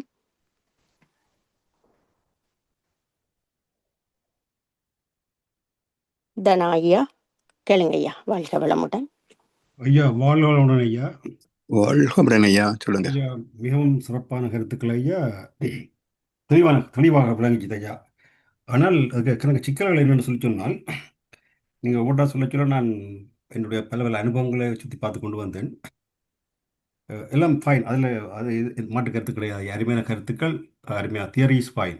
இந்த ப்ராக்டிகல் சைட்டாக வரைக்குள்ள இப்போ நான் இப்போ ஒரு இடையில சொல்லி கொண்டு வரைக்க சொன்னீங்க, இந்த செல்வந்தர்கள் இந்த இவங்களெல்லாம் திருமணத்தெல்லாம் சொத்து சேர்த்து சுவிஸில் ஃப்ரான்ஸில் அப்படி இப்படிலாம் திருமணத்தெல்லாம் உருவாக்கி வச்சுருக்குறாங்க. ஆனால் அவங்க சித்தாங்களோட சொன்னால் அங்கே என்ன இருக்குன்னு ஒன்றுமே தெரியல, எல்லாம் அப்படியே போயிடும். ஏன்னா அப்படி செய்கிறாங்களோ தெரியல. அப்படி ஒரு கருத்து ஒன்று சொல்லி அது என்ன ஒன்று சொல்கிறேன்னு சொன்னால், நான் அந்த இந்த ப்ரொஃபஷனில் ஓடிட்டு இருந்த காலத்தில் நான் ஒவ்வொரு இடங்களுக்கு ஓடிட்டு போகும்போது பல பேர் பெரிய பணக்காரர்கள் எல்லாம் இப்போ இந்த அரபி மிடில் ஈஸ்டில் இருந்தான். அப்போ அவர்களெல்லாம் தெளிவாக பேசியிருக்கு. இதில் எனக்கு என்ன அந்த காலத்திலே ஆத்மீய அறிவு சாதாரண ஒரு சைட்டில் இருந்தது. அப்போ அந்த அறிவை நான் ப்ராக்டிக்கலாக கன்ஃபார்ம் பண்ணி பார்த்து கொண்டு போகிறது. அப்போ அப்படியெல்லாம் அவங்களோட கணவரோட அப்படி பேசியிருக்கிறேன். அப்போ பலவேற்ற சிந்தனை இருந்தால் இப்போ பார்த்தீங்கன்னா சிலர் வந்து சில பெரிய ஃபேக்ட்ரி ஓனர்ஸ் எல்லாம் அவர் வயசு போய் அவங்க அந்த அந்த கம்பெனியை பிள்ளைகள்கிட்ட ஹேண்ட் ஓவர் பண்ணுற டைமில் வந்து என்ன செய்வாங்கன்னு சொன்னால் தன்னுடைய பழசா வேலை செய்த ஆட்கள் எல்லாருக்கும் எல்லாம் எல்லா ஃபெசிலிட்டியும் எல்லாம் கொடுத்துருவாங்க என்று சொன்னால் அவர் சொல்லுவாங்களேன்னு சொன்னால் எனக்கு தான் அவங்கள பற்றி தெரியும். அவங்கள்ட்ட யாருமே அவங்களாம் இந்த ஃபேக்ட்ரியை பில்டப் பண்ணது. பிள்ளைகள் வந்து சொன்னால் அதற்கு எல்லாம் தெரியாது. அப்போ அவர்கள் பார்க்குற விதம் வேறையாக இருக்கும். ஆனப்படியால் அதுக்கு தாயெல்லாம் சிதறவணும் அப்படின்னாக்களையும் பார்த்துருக்குறேன். இன்னொரு பக்கத்தில் பார்த்தால் இந்த வேலை செய்கிறவங்கள அதையும் வதைச்சு பிள்ளைகளுக்கு சேர்க்கவனும் அவைக்கு சேர்க்க அப்படி இப்படின்னு சொல்லி சேர்த்து வைக்கிறவங்களும் இருக்கிறாங்க. இப்படி பலவிதமான ஆட்கள் இருக்கிறார்கள். அப்போ இதை பார்க்க வைக்கணும்னு சொன்னால் நான் சிலர்கிட்ட கேட்டிருக்கணும் அதை பற்றி.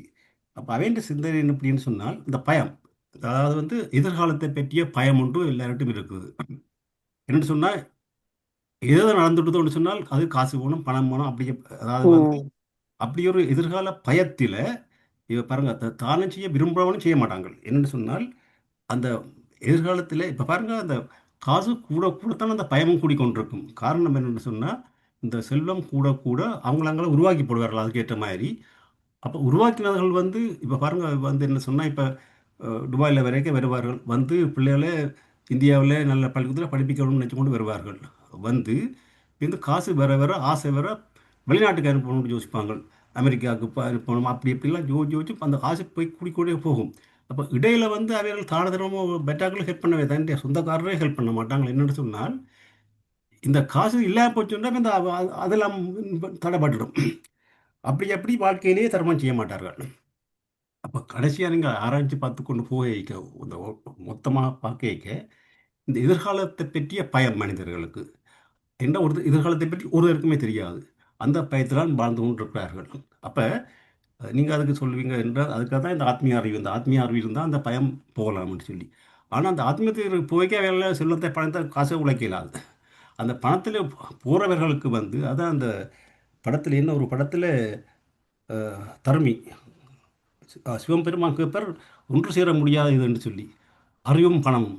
காரணம் என்று சொன்னால் இந்த அறிவை தேடுறவருக்கு வந்து அவருக்கு பணத்தில் அது அக்கறை இருக்காது. ஆனால் பணத்தில் போடுறவருக்கு வந்து அறிவை தேட முடியாது. அப்போ அறிவாளியாக இருக்கிறவர் வந்து பணக்காரனாக இருக்க முடியாது, பணக்காரனாக இருக்கிறவர் வந்து அறிவாளியாக இருக்க முடியாது. இதுதான் அந்த இயற்கையாக பார்த்து கொண்டு போக்க இருக்குது. இப்படியெல்லாம் இருக்க இப்போ நீங்கள்லாம் சொல்லிவிட்டீர்கள். அப்போ இந்த 6வது அறிவு வந்து நாங்கள் வந்து ஒரு தெய்வீக பிறவியாக மாறுறதுன்றா பிறருக்காக உணரும் போது தான் அந்த அந்த தெய்வீக உணர்வு வரும். அது பற்றியெல்லாம் அப்படி சொல்லி கொண்டு போனீங்க. மற்ற மாதிரி பார்க்க இப்போ பார்த்தீங்கன்னா நான் ஊரில் போய்க்க பார்த்தேன். ஒரு ஒரு 50 வருஷத்துக்கு முதல் இருந்த மனிதர்களுக்கும் இப்போ உள்ளவர்களுக்கும் பெரிய வித்தியாசம். எப்படின்னு சொன்னால் இப்போ அந்த நேரத்துலாம் நல்ல ஒரு உணர்வு இருந்தது. நல்ல நல்ல மெட்டல் உதவி செய்கிற அம்மா எல்லாம் இருந்தது. ஆனால் ஆட்கள் கஷ்டப்பட்ட ஆட்களாக இருந்தார்கள். இப்போ ஆட்களுக்கு வசதி வர எல்லாம் சுருங்கி கொண்டு வந்துட்டார்கள். இப்படி பார்க்கும்பொழுது காலப்போக்கில் போக போக போக அட்டூழியங்கள் தான் கூடிக்கொண்டு போகுது. இப்போ நாங்கள் இந்த இப்போ பாருங்க சின்ன எத்தனை பேர் பார்த்துக்கிட்டு இருக்கோம். நாங்கள் ஒரு 25 பேர் பார்த்துக்கிட்டு இருக்கிறோம். இதுமாரி வேதாத்தியத்தில் ஒரு குறிப்பிட்ட அந்த 110 கோடி மக்கள்லையும் ஒரு குறிப்பிட்ட ஆட்கள்லாம் எல்லாம் அது தெரியும். அப்படி பார்த்து கொண்டு போக அதுக்கு நீங்கள் ஏற்கனவே சொல்லிவிட்டீங்க. நான் இதை பற்றி இயற்கையாக கேட்டிருக்கிறேன். கடைசியில் நடக்கப்போதான் அதையும் சொல்லிவிட்டீங்க. அனுமதி ஐயா இதுக்கு ஒரு ஒரு ஒரு ஒரு இப்போ கேட்க சந்தோஷமாக இருக்குது. விளங்குது, எல்லாம் விளங்குது.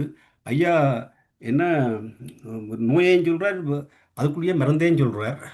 ரெண்டும் விளங்குது, நாங்களும் கேட்குறோம். ஆனால் இப்போ எங்கள்கிட்ட நோம்பலாக எங்களுக்கு எங்கள்கிட்ட இதில் எடுக்கைக்கே அதே இல்லை எதிர்காலத்தை பற்றி தெரியாது. அப்போ ஒன்றை செய்ய போகைக்க ஒரு பயம் ஒன்று இருக்கும். இப்போ விருப்பம் அப்படி இப்படி செய்யணும், அதுக்கு செய்யணும், இதுக்கு செய்யணும் இருக்கும். ஆனால் காசில் போச்சுன்னா இப்போ இது நாளைக்கு என்ன அப்படின்னு நடக்க போகிறதோ அது நடக்க இல்லையோ தெரியாது. அப்பையா இந்த எதிர்கால பயத்தை எப்படி நீக்கிறாது? இல்லாட்டி அதுதான் இயற்கையோ? அதாவது பயமும் ஆசையும் உயிரின் அடிப்படை. ஜீவன் தோன்றிய போதே தொடர்ந்து வாழ வேண்டும் என்ற ஆசையும் அதற்கு இடையில எங்கேயாவது ஆபத்து வந்துடுமோ என்ற பயமும். ஆமையா. இதுதான் உயிரின வரலாறே. ஆசையும் பயமும் சேர்ந்ததுதான். உயிர் பிறந்த போதே ஆசை பிறந்தது, போராட்டம் பிறந்த போதே பயமும் பிறந்தது. இப்போ நுண் உயிருக்கு பயம் இல்லை, தாவரங்கள்ல பயம் இல்லை, புழுவிலே பயம் தொடங்குது. ஏன்னா இன்னொரு ஜீவன் அதை நசுக்கி சாப்பிடுச்சு அப்படின்னா உயிர் போயிடுது. அது வெளிப்பட்ட நிலை. 3 அறிவு ஒரு எறும்பு அது உணவு தூக்கிட்டு போதும் வச்சுக்கோங்க. அது ஒரு சின்ன ஒரு குண்டு மணி அரிசியை தூக்கிட்டு போகும். அதை நீங்க தட்டி விட்டு வச்சிங்களா, அந்த எறும்புக்கு எவ்வளவு கோபம் வருது பாருங்க. ஆமையா. அது மாதிரி சுத்தி கீத்தி ஒரு மாதிரி ரியாக்ஷன் கொடுக்கும். அப்போ தன்னுடைய ஆசைக்கு தடை வருகின்ற போது ஏற்படக்கூடிய நீ செய்தியா அப்படின்ற போது கோபம், ஐயோ சிக்கிட்டனே அப்படின்னா பயம். அப்போ துரத்துகின்ற விலங்கிலே கோபம், ஓடுகின்ற விலங்கிலே பயம். இதெல்லாம் பரிணாமம். அப்போ அதே நிலையிலிருந்து எத்தனையோ எண்ணற்ற ஆண்டுகள் கடிந்து தானே மனிதனாக வந்து, மனிதனிலேயும் எத்தனையோ காலம் கழிந்து தான் இன்றைக்கு நாம வாழ்ந்து விட்டிருக்கிறோம். அப்போ இந்த ஆசை, கோபம், பயம் என்பதெல்லாம் அவள் எளிதில் நீக்க முடியாத ஒரு உடன்பிறப்புகள், பந்தம், பற்று. அப்ப இதிலிருந்து விடுதலை பெறுவது எப்படி அப்படின்னா, ஒரு காலகட்டம் வரைக்கும் சரி. இப்போ ஆன்மீகத்துடைய தேவை, அவருடைய பயன்பாடு என்ன அப்படின்னா, இந்த தேவையற்ற பந்தம், பற்று, பாசம், அதில் அதற்கு மூலமாகிய ஆசை, பயம், கோபம் இதெல்லாம் விட்டுடு. இப்போ காலையில் சிகாகோவில் வந்து பகவத்கீதை கிளாஸ் போயிட்டு இருக்கு. அதில் ஆன்மாவை பற்றிய விளக்கத்தை பேசிட்டு இருக்கோம். அப்போ ஆத்மாவுக்கு அழிவு கிடையாது, ஆத்மாவுக்கு இறப்பே கிடையாது என்பது விஞ்ஞானபூர்வமாக மகர்ஷி கருத்துடன் இணைத்து சிந்திக்கிறோம். அப்போ எது முடிகிறது என்றால், உடம்பு பிறந்தது, வாழ்ந்தது, முதிர்ந்தது, தளர்ந்தது, ஒரு நாள் முடிந்தும் போனது. இதை தடுக்க முடியுதா? முடியல. அப்ப பிறக்கின்ற போது இறக்கின்ற தேதி இருக்கின்றது என்பது உண்மைதானே. இதுக்கு மத்தியில் ஆசைகள் என்ன, ஆணவம் என்ன? வாழ்க்கை என்பது பொய்தானே. அதனால் இந்திய தத்துவங்கள் எல்லாமே நிலையாமையைத்தான் மையம் கொண்டன. இந்திய தத்துவங்கள் எல்லாமே நிலையாமை. இந்த வாழ்க்கை ஒன்றும் பர்மனண்ட் இல்லைப்பா, கொஞ்ச நாளைக்கு இருக்க போறோம். அதுக்குள்ள ஏன் பாவத்தை சேர்ப்பானே? ஸோ முடிந்தா நல்லது செய், இல்லையா விட்டு கெட்டது செய்யாத. நல்லது செஞ்சா புண்ணியம் வராம போகும், பரவாயில்லை. ஆனா கெட்ட செஞ்சா பாவம் வருமே. பாவம் தானே துன்பத்துக்கு காரணம், நோய்களுக்கு காரணம். அதனால் குறைந்தபட்சம் யாருக்கும் பாவத்தை செய்யாத, கெடுதல் செய்யாத என்று நிலையாமை போதிப்பது இந்த தத்துவம். அப்ப அந்த நிலையாமை புரிந்து கொள்கின்ற போதுதான் நாளைக்கு சாகிறது இன்னைக்கு செத்தா என்ன. அப்ப அந்த தெளிவு வருகின்ற போதுதான் இறப்பை பற்றி ஒரு பயம் போகும். சரி, இப்ப பணம் என்ன தேவையில்லையா, எடுத்து வீசிட்டு பிச்சை எடுக்கலாமா அப்படின்னா, அது ஒரு காலகட்டத்துல பட்டினத்தாருடைய காலத்துல இருந்தது. ஆனா இன்றைக்கு அது அவசியம் இல்லை. பிச்சை எடுத்து வேதாந்தம் பேசி பிழைகள் செய்தே உயிர் வாழும் துறவு வேண்டேன். பிறகு அச்சமின்றி உழைத்து ஈட்டி உடலை ஓம்பி அறம் நின்று அறம் உணர்த்தும் நெறியில் வாழ்வேன். அது போல வாழ்ந்துட்டு நமக்கு பிறகு அந்த பணம் என்னவோ ஆயிட்டு போகுது, யாரும் எடுத்துட்டு போறாங்க, உறவோ நட்போ இல்லை சமுதாயமோ இல்லை அரசாங்கமோ. அப்ப அதுக்கு என்ன செய்வது என்றால், பொருள் இல்லாம முடியாது. அடுத்தவருடைய கையேந்துவதும் மனிதனுடைய வாழ்க்கை இல்லை. இப்ப பார்த்தோம், கொடுக்கின்ற நிலைமையில் தான் வாழ வேண்டுமே தவிர கையேந்துகின்ற நிலையில் வாழக்கூடாது. இயற்கை அப்படி நம்மை படைக்கவில்லை என்பதை இந்த கவியில பார்த்தோம்.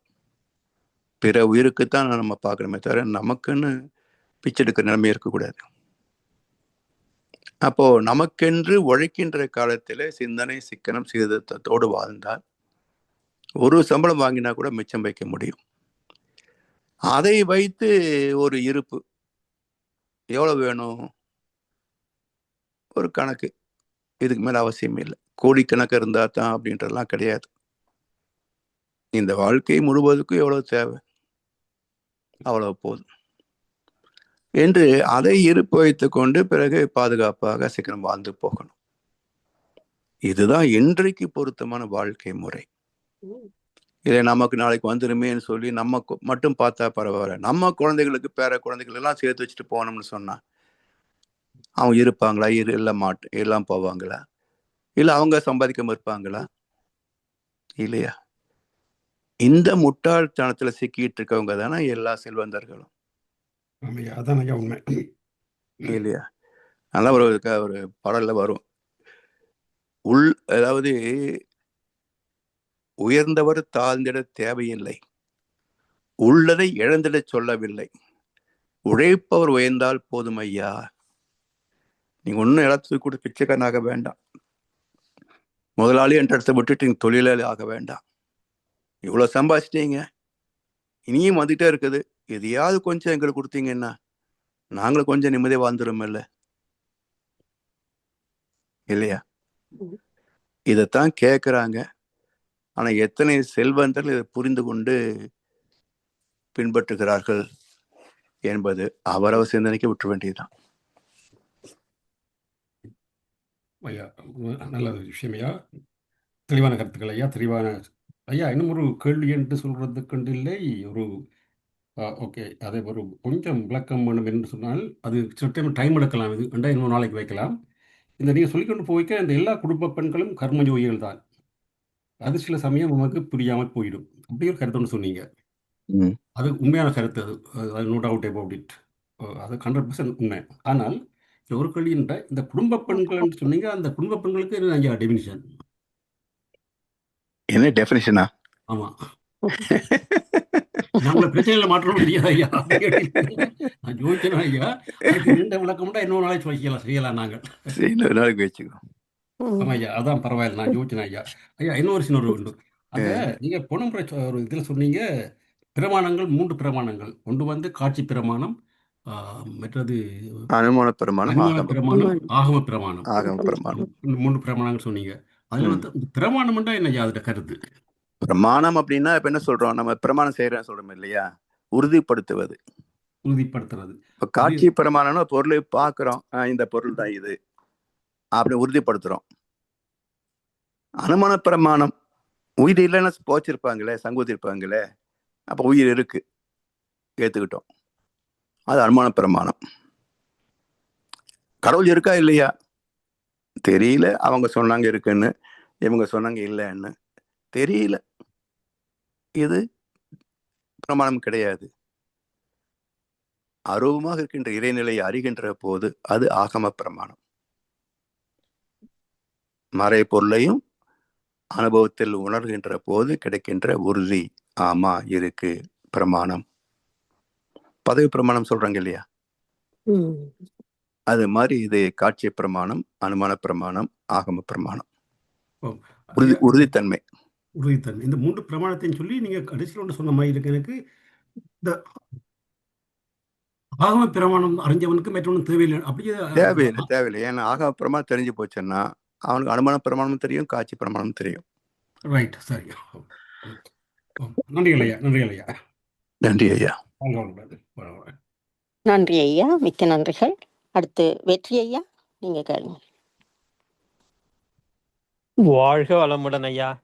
வாழ்க வளமுடன் ஐயா, சொல்லுங்க. ஆனா ஒவ்வொரு தடவையும் எங்களுக்கு ஒவ்வொரு புரியாத ஒன்ன ரொம்ப சாதாரணமா அதை புரிய வைக்கிறீங்க ஐயா. அதாவது நீங்க இந்த பேச்ச ஆரம்பிக்கிறப்பயே அறிவு ஒன்றுதான் அப்படின்னு சொன்னீங்க பாருங்க, அது என்னவோ எனக்கு அது, ஆனா இது வரைக்கும் நான் இது பண்ணலங்க ஐயா.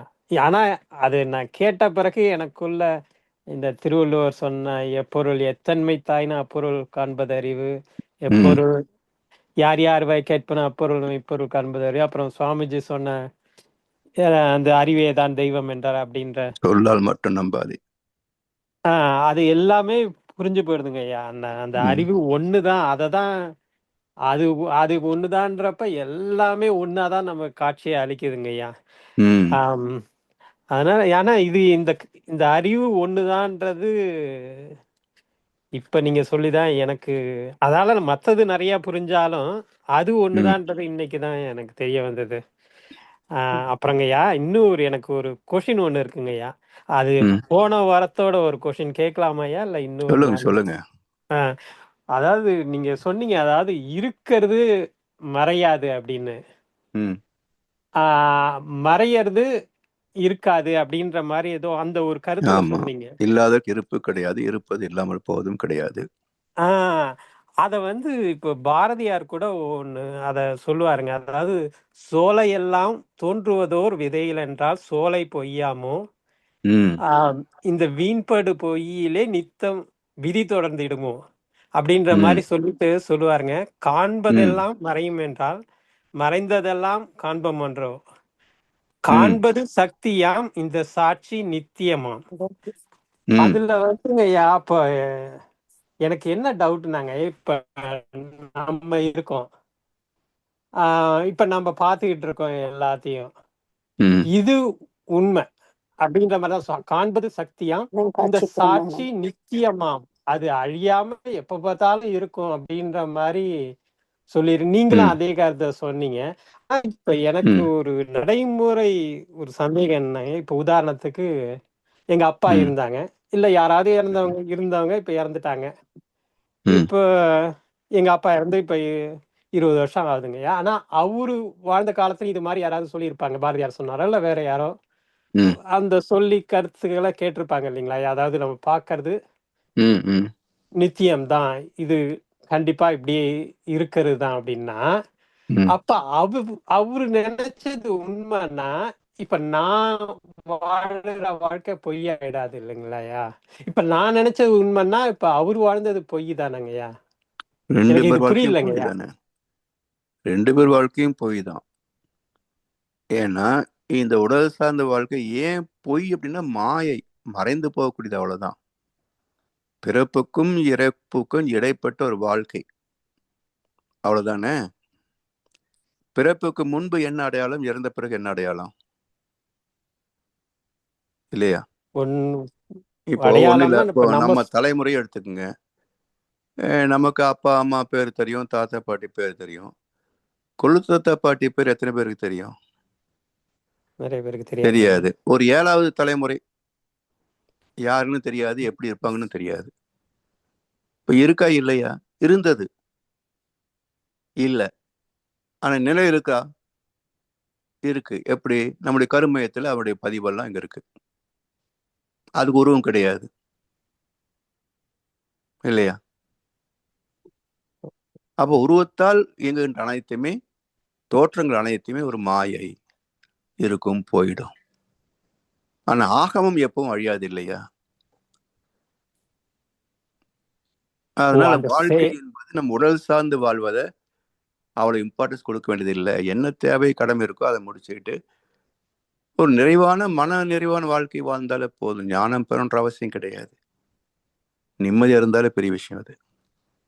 அப்ப எல்லாமே ஒரு மாதிரி அது என்ன இந்த கருத்துக்கு போயிட்டோம்னாயா, ம். நம்ம இப்ப நம்மளோட வாழ்க்கையை அப்படியே ஒரு ஒரு பேக் இன்ஜினியரிங் பண்ணி பார்த்தோம்னா, ம். ஒரு எதுக்குமே ஒரு இப்ப நீங்க அந்த சாட்சியா பாக்குற மாதிரிங்க, அதாவது இந்த உடலே இல்லாம வேற ம். ஒண்ணுதான் நான் அப்படின்னு நினைச்சு பார்த்தோம்னா, ம். இப்போ ஒரு மண்ணை எதுக்கு தோண்டணும், மறுபடியும் எதுக்கு மண்ணை போட்டு மூடணும் அப்படின்ற மாதிரி ஒரு கருத்துக்கு வந்தது. அதாவது 50 தோன்றுது இந்த உடம்பு, மறுபடியும் மண்ணுல அழிஞ்சோ இல்ல நம்மள ஃபியூனரல் ஹோம்ல வச்சோ எரிச்சோ மறுபடியும் 5 பூதம் ஆகிறதுக்கு எதுக்கு எல்லாம் செய்யணும் அப்படின்ற ஒரு வெறுமை வந்துடாதுங்களாயா? நான் கேட்டு தாய் தந்தை படைத்தாரா? என் பிள்ளை என்னை கேட்டு பிறந்தானா? தெய்வம் செய்த பாவம் எது போடி தங்கச்சி.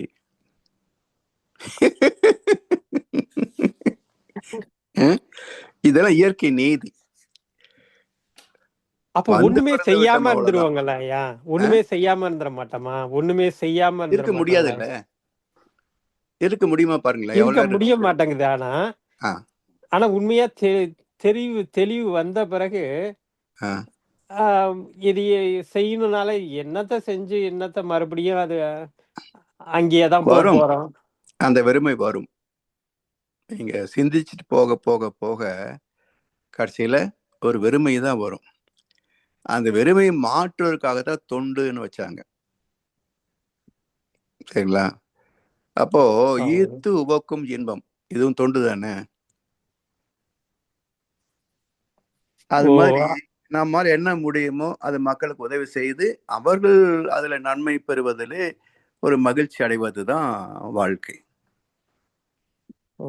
அது எல்லாமே ஓரளவு புரியுதுங்க. அதாவது இதுல வந்து ஒரு சின்ன இன்பம் வருது நமக்கு, கொடுத்து உள்ளதை மற்றவங்களுக்கு ஷேர் பண்றப்ப அதை நீங்க கூட இன்னைக்கு சொன்னீங்க. ஆனா ம். இதோட பெரிய இன்பம் வந்து கடவுள் வந்து எங்க பார்த்தாலும் ஆமா, இது இருக்காரு. இப்போ நம்ம சொல்லக்கூடிய கருத்து பரிமாற்றம் எல்லாமே அந்த இதை சேர்ந்தது தானே. ஆனா அதோட பெரிய இன்பம் சும்மா உட்காந்துக்கிட்டு கடவுளோட புகழ் பாடிட்டு இருந்தா இன்னும் அதிகமா இருக்கும் இல்லைங்களாயா? இருக்கும்.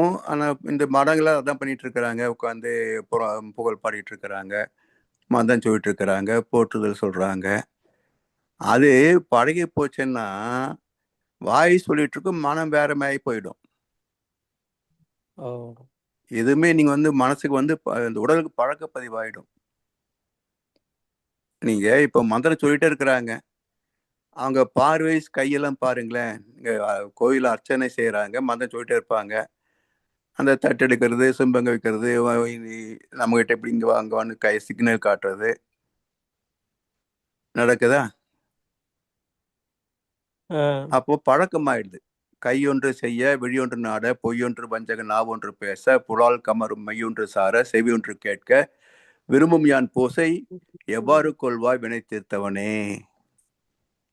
இப்படியெல்லாம் நான் பண்ற காமெடியை நீ எப்படி எடுத்துக்குவேன்னு கேட்கிறாரு பட்டினத்தார். ஓ. அதனால நம்ம ஆனா பொதுவா வந்து அவங்கள நம்ம ஒரு பெரிய ஞானியா கருதுறது இல்லைங்களா? அவங்க என்ன பின்னாடி வந்து அவங்களோட மோட்டிவ் வந்து பணத்திலேயே இருக்கிற மாதிரி தான் இருக்குங்கய்யா. ஆமா, மடம் இந்த சொத்துக்கள் நிர்வாகம் பண்றதுதான் அவங்க வேலை. அதனால அவங்கள நம்ம ஞானியா சொல்ல போறதில்ல, நான் வந்து வேண்டியது இல்லையே, பொதுவா சொல்றேங்க. குருவாவும் சொல்ல முடியாது, அது சும்மா ஒரு ஜடம், அவ்வளவுதான். சொல்ல முடியாத தூஷணை. ஏதோ மடத்துல உட்காந்து ஞானம் இது பூஜை பண்ணிட்டு உட்காந்துருக்காங்க, அவ்வளவுதான். ஓ. சமுதாயத்துக்கு ஒரு மதிப்பு அங்கீகாரம், அவ்வளவுதானே தவிர அவங்களால சமுதாயத்துக்கு எந்த நன்மையும் கிடையாது. இல்ல, நம்மள பொறுத்த வரைக்கும் நம்ம அப்படியே இருந்துடலாமாங்க? எதுவும் அது என்ன செய்யாம. அர்த்தம் இருக்கு சொல்லுங்க? ஆ, அதுவும் ஒரு கஷ்டம் தான். இன்பம் இருக்கு. ஆனா கொஞ்ச நாள்ல நீங்க சொல்ற மாதிரி அது வாய் மாறி தான் சொல்லிட்டு போயிடும். இருக்கும், நீங்க அப்புறம் மனசு மந்திரம் சொல்ல எங்கேயாவது சொல்ல போகும். வாய் உச்சரிக்கிட்டு மனசு வேற எங்க போயிடும். சோ சுகம் துக்கம் என்பது மனசு தானே, செயல் இல்லையே. அப்ப சிறந்த அதனால்தான் ஞானிகளை வாழ்க்கைன்றது வந்து ஞானிகளும் சித்தர்களும் ஏதோ ஒரு வேலையில ஈடுபட்டு இருப்பாங்க. செருப்பு தைக்கிறது வேலையை கூட செய்வாங்க. ஓ, ஆமாங்க ஐயா, புரியுதுங்க. அப்ப ஏன் அப்படி சொல்றாங்க அப்படின்னா, சும்மா இருக்க முடியாது. அப்போ அந்த தெய்வீகத்தை செய்கின்ற பொருளை செருப்பும் தெய்வம் தான். அது கீழ்மை பொருள் யார் சொல்றா? ஓ, ஏதாவது ஒரு செயலை செஞ்சுக்கிட்டே கடவுள் மேல. ஆமா, அது இறைவனின் மனசாட்சி. கடமையாகவே செய்ய பழகிட்டோம் வச்சுங்களேன், ஓ, அவ்வளவுதான். சரிங்க ஐயா, மிக்க நன்றிகள் ஐயா. ஏன்னா நமக்கு போர்டிங்காக போக முடியுமா சொல்லுங்க? என்னங்க? நமக்கு போர்டிங்கிறது எத்தனை நாளைக்கு இருக்குதுன்னு நினைக்கிறோம், அதுக்காக முடிவு வந்துருமா என்ன? ஓ, எனக்கு புரியலீங்களையா? அதாவது கடமைகள் எல்லாம் முடிஞ்சது, எத்தனை நாளைக்கு தின்னு தூங்கிட்டு இருக்கிறது, போர் அடிக்குது. ஓ, அப்படி சொல்றீங்களா? சும்மா எதுக்கு உட்காந்து இருக்கேன்னு நினைச்சா அதனால முடிவு வந்துருமா என்ன? இல்லையா? ஆனா அப்போ இருக்கிற கடைசி வரைக்கும் வரைக்கும், செய்தான் ஆகணும், ஆனா சாகுற வரைக்கும் எதையாவது ஒண்ணுல செய்தான் ஈடுபட்டு ஆகணும், இருக்கலாம். அதுதான். அப்போ எது யாருக்கு நல்ல கருத்துக்கள் நம்ம அனுபவத்தை வச்சு நல்ல கருத்து சொல்ல முடியுமா சொல்றோம், இல்ல எந்த காரியத்தை நம்மால் செய்ய முடியும் செய்யலாம். ஓ, இதுதான் அப்ப நல்ல வாழ்க்கைன்னு சொல்றீங்களா? இதுதான் வழியே கிடையாதுங்க. அப்ப கடவுளை தொடருது மத்ததெல்லாம் ஒரு ஆமா, முக்கியமா ஒண்ணு ஏழை செஞ்சுட்டு மனிதனே சைடுல இருக்கலாங்க. கடமை என்றே செய்வில் தானே ஆனந்தம். ஓ, ஆனா செய்யும் தொழிலே சமயத்துல தெய்வம் என்பார்கள். செய்யும் தொழிலே தெய்வம் என்று தெய்வம் சொல்வார்கள். அப்படின்றது. ம். ஓ அது ஓகே. ஆனா நமக்கு ஒரு பெரிய கஷ்டம் வந்தாதான் நம்ம உண்மையாவே கடவுளை நோக்கி போற மாதிரி எனக்கு தோணுதுங்கய்யா. அது அந்த எப்பவுமே அப்படித்தான், இருக்கு. ம். இயற்கையே அப்படித்தான். ஏன்னா வேற எந்த வகையிலையும் நமக்கு நோய் தீரல, ஒரு சிக்கல் தீரல, யாரோட உதவியும் இல்லை அப்படின்னா திக்கற்றவருக்கு தெய்வமே துணைன்ற மாதிரி அங்க போய் புலம்ப ஆரம்பிச்சிடும். அது எப்படி தேவைதான், அது தேவைதான், அதுதான் வழியும் கூட. நீங்க துன்பம் வந்தாலே ஒன்றை சார்வோம், யாராவது நம்ம உதவி செய்ய மாட்டாங்களா பாக்குறோம் இல்லையா? அது இயல்பு. நமக்கு ஒரு குறை இருக்குன்னா யாராவது அதை செய்து தர மாட்டாங்களா எதிர்பார்ப்போம். அதுவும் இப்ப நம்மளால முடியல, நம்ம சுத்தி உள்ளவங்களால முடியலன்னாதான் கடவுளை, கடைசியில் யாரு அல்டிமேட் வந்து தெய்வம் தானே. அப்பதான் அங்க போறோங்கய்யா. ஆனா போய் யாராவது எனக்கு சாதாரணமா கொஞ்சம் செய்யும். ஆனா சாதாரணமா ஏங்க அந்த இதுக்கு போக முடிய மாட்டேங்குது? எப்பயும் அதே இதுல இருந்தா இன்னும் நல்லா இருக்குங்களா ஐயா? நல்லா இருக்கும். ஆனா வந்து வந்த பரிணாமம் வந்து நேரா கடவுள் மனசுனா வரலையே. வந்திருந்தானா இறைத்தன்மையோட அப்படியே ஏகாந்தம் உட்கார்ந்துருவான். அப்படி வரலையே, புழுவாகி பூண்டாகி எறும்பாகி எல்லாமாய்த்தானே கடைசியில வந்தோம். சரிங்க. அப்ப அந்த போராட்டம் எல்லாம் நம்மகிட்ட இருக்குல்ல, அந்த கர்மா தீர்ற வரைக்கும் எல்லாமே நம்மகிட்ட இருக்கு. நம்ம அவ்வளவு சீக்கிரம் நம்ம வந்து எல்லாத்தையும் கழிச்சிட முடியுமா? அதெல்லாம் கழிச்சிட முடியாது. உள்ள இருக்க ஒரு கேரக்டரைஸ் நிறைய இருக்கும். அது எல்லாத்தையும் நம்ம ஒன்றும் பண்ண முடியாது. அதை வந்து கேர் பண்ணிக்காம ஒரு டிட்டாச்சா இருந்து வாழ்ந்துட்டு போறோம், அவ்வளவுதானே தவிர. ஓகேங்க, தெளிவான ஒரு தீர்வுங்க ஐயா. வாழ்க்கை வளமுடன். அதான் யதார்த்தம். யதார்த்தத்தை புரிஞ்சுக்கிறது கொஞ்சம் காலமாகும். நன்றி ஐயா. செவ்வல் ஐயா இருந்தாரு. செவ்வல் ஐயா இருக்கிறீங்களா? ஐயா வாழ்க வளமுடன் ஐயா. வாழ்க வளமுடன் ஐயா, சொல்லுங்க. ரொம்ப சிறப்பா இருந்தது. 6வது அறிவை பத்தி சொன்னீங்க. ஒரே ஒரு அறிவு தான் சொல்லி சொன்னீங்க. இந்த கர்ம வினைகள், நம்ம அந்த கர்ம வினைகள்னால்தான் நம்ம எல்லாமே, இந்த கர்ம வினைகள் தான் அந்த மூல நம்மளை அடையறதுக்கு நம்மளுக்கு தடைகளாக இருக்குது. ஆனாலும் நாம வந்து இன்னும் அந்த செயல்களுக்கு வந்து நல்ல நம்ம மகரிஷி கொடுத்த எல்லா செயலும் செய்யறோம். அந்த தவம் செய்வதனால எப்படி ஐயா நம்மளுக்கு கர்ம வினை குறையுது? அதே மாதிரி தொண்டு செய்கொள்ளையும் கர்ம வினைகள் சொல்லுதுன்னு மகரிஷி ஐயா சொல்றாங்க. நம்ம எந்தெந்த விதத்துல பண்ணா அந்த கர்ம வினைகள் சீக்கிரம் குறையுங்க ஐயா? வினைகள் எல்லாம் தீர்க்க முடியாது. பேங்க்ல கடன் வாங்கினோம், கொஞ்சம் வசதி வந்தது சார், அது கடனை முடிச்சிடறோம், ப்ரீமெச்சூர் க்ளோசிங் பண்ணிடும் இல்லையா? அப்படியெல்லாம் வினை பதில் ப்ரீமெச்சூர் க்ளோசிங் எல்லாம் கிடையாது. எல்லா வினையும் நானே அனுபவிச்சு தர்றேன், எல்லாத்துக்கும் கணக்கு போட்டு சொல்லுங்க ஆண்டவா நான் கொடுத்துறேன்னு சொன்னா அப்படிலாம் அவங்க வந்துட்டு கணக்கே கிடையாது. அது எப்பப்ப வெளி வரணுமோ அப்பதான் வெளிவரும். அப்ப எப்படி போகுதுன்னு சொல்றாங்கன்னா, அது போகல, நாம அந்த பக்கம் போகல. வினைகள் போகல, நாம அந்த வினை பக்கம் போகல. எப்படி அப்படின்னா, எல்லா வினைகளும் 14 to 40 தான் இருக்கும். அதுவும் குறிப்பா தீவினைகள் அப்படின்னா above 20 தான். உணர்ச்சி வயப்படத்தான் தீவினைகள் எல்லாம் இருக்கும். இப்ப நம்ம சகஜ நிஷ்டைன்னு சொல்லக்கூடிய ஆன்மீக வாழ்க்கையில வந்து எப்பவும் ஒரே ஒரு அமைதியில் இருக்கிறோம், சாந்தத்துல இருக்கிறோம்னு சொன்னா பிலோ 20 வந்துடுறோம் இல்லையா? இன்னும் நுணுகி நம்ம தவத்துல வந்து ஆல்பா தீட்டா டெல்டாக்கு போயிட்டோம் வச்சுக்கங்களேன், இந்த பதிவு என்ற லேயரையே விட்டு நமக்கு உள்ள நுணுகி போயிடுறோம். போயிட்டா இப்ப இதுல வெளிப்படக்கூடிய பதிவு எங்க போகும்? யாரை பாதிக்கும்? உடம்பை பாதிச்சாலும் நம்ம உள்ள இருக்கிறதுனால உணர முடியாது. இப்போ ராமகிருஷ்ண பரமஹம்சருக்கும் ரமண மகரிஷிக்கும், ரமணருக்கு அனஸ்தீசியா கொடுக்காமயே சர்ஜரி பண்ணாங்கல்ல கேன்சருக்கு. ஆமாங்க, அவருக்கு தெரியல அந்த இது, இறைநிலையோட ஒன்றி இருக்கிறதுனால அந்த வலி எதுவும் தெரியல. அதே மாதிரி உடலுக்கு நோய் வந்தாலும் மனசு அதுல வருத்தப்படாது. ஏன்னா அந்த ஃப்ரீக்வன்சி உள்ள போயிடுறோம். ஆஹ் உடல் துன்பப்படுதுன்றது கூட தெரியாது. புரியுது புரியுது. இப்படித்தான் நம்ம எஸ்கேப் ஆக முடியுமே தவிர வினைப்பதிவுகளை போக முடியாது. சரி சரி. ஆனா அந்த அந்த அந்த ஹெவியை குறைச்சிக்கலாம் நம்ம நம்ம தவம் இல்ல பண்றதுனால. அந்த அந்த அதாவது நம்ம உள்ள போயிட்டாலே நீங்க கொஞ்சம் நினைச்சு பாருங்க. இப்போ காத்து அடிக்குது, ஒரு வாசனையும் இல்ல, சரிங்களா? நீங்க ஒரு பக்கம் நிக்கிறீங்க, அங்க காத்து அடிக்குது, ஒரு வாசனையும் இல்ல. அப்படியே அந்த காத்து வருது, ஒரு மல்லிகை தோட்டம் வழியா வருது. இந்த பக்கம் ஒருத்தர் நின்று இருக்கிறாரு, அவர் என்ன சொல்லுவாரு? மல்லிப்பூ வாசனை கம கமன்னு வருதுன்றோம், சரியா? இதே போல நீங்க 14க்கு கீழே அந்த ஃப்ரீக்வன்சில இருக்கிறீங்க, ஜீவாந்தம் அலை வீசுது, உங்களுக்கு ஒன்றும் பாதிப்பு இல்லை, ஒன்றும் தெரியல. அப்படியே வந்து 17 வழியா வந்து இந்த பக்கம் வருது, இவருக்கு இன்ப துன்பம் பாவ புண்ணியம் எல்லாம் தெரியுது, சரியா?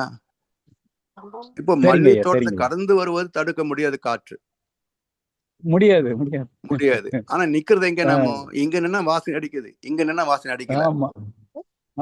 அப்ப தவத்திலே ஒடுங்கி போய்விட்டால் நம்முடைய வினைப்பதிவுகள் எல்லாம் நம்மை தாக்குவது இல்லை என்பதுதான் ஞானிகள் சொன்ன கருத்தை தவிர அது அழிஞ்சு போகாது. Characterization will never be erased.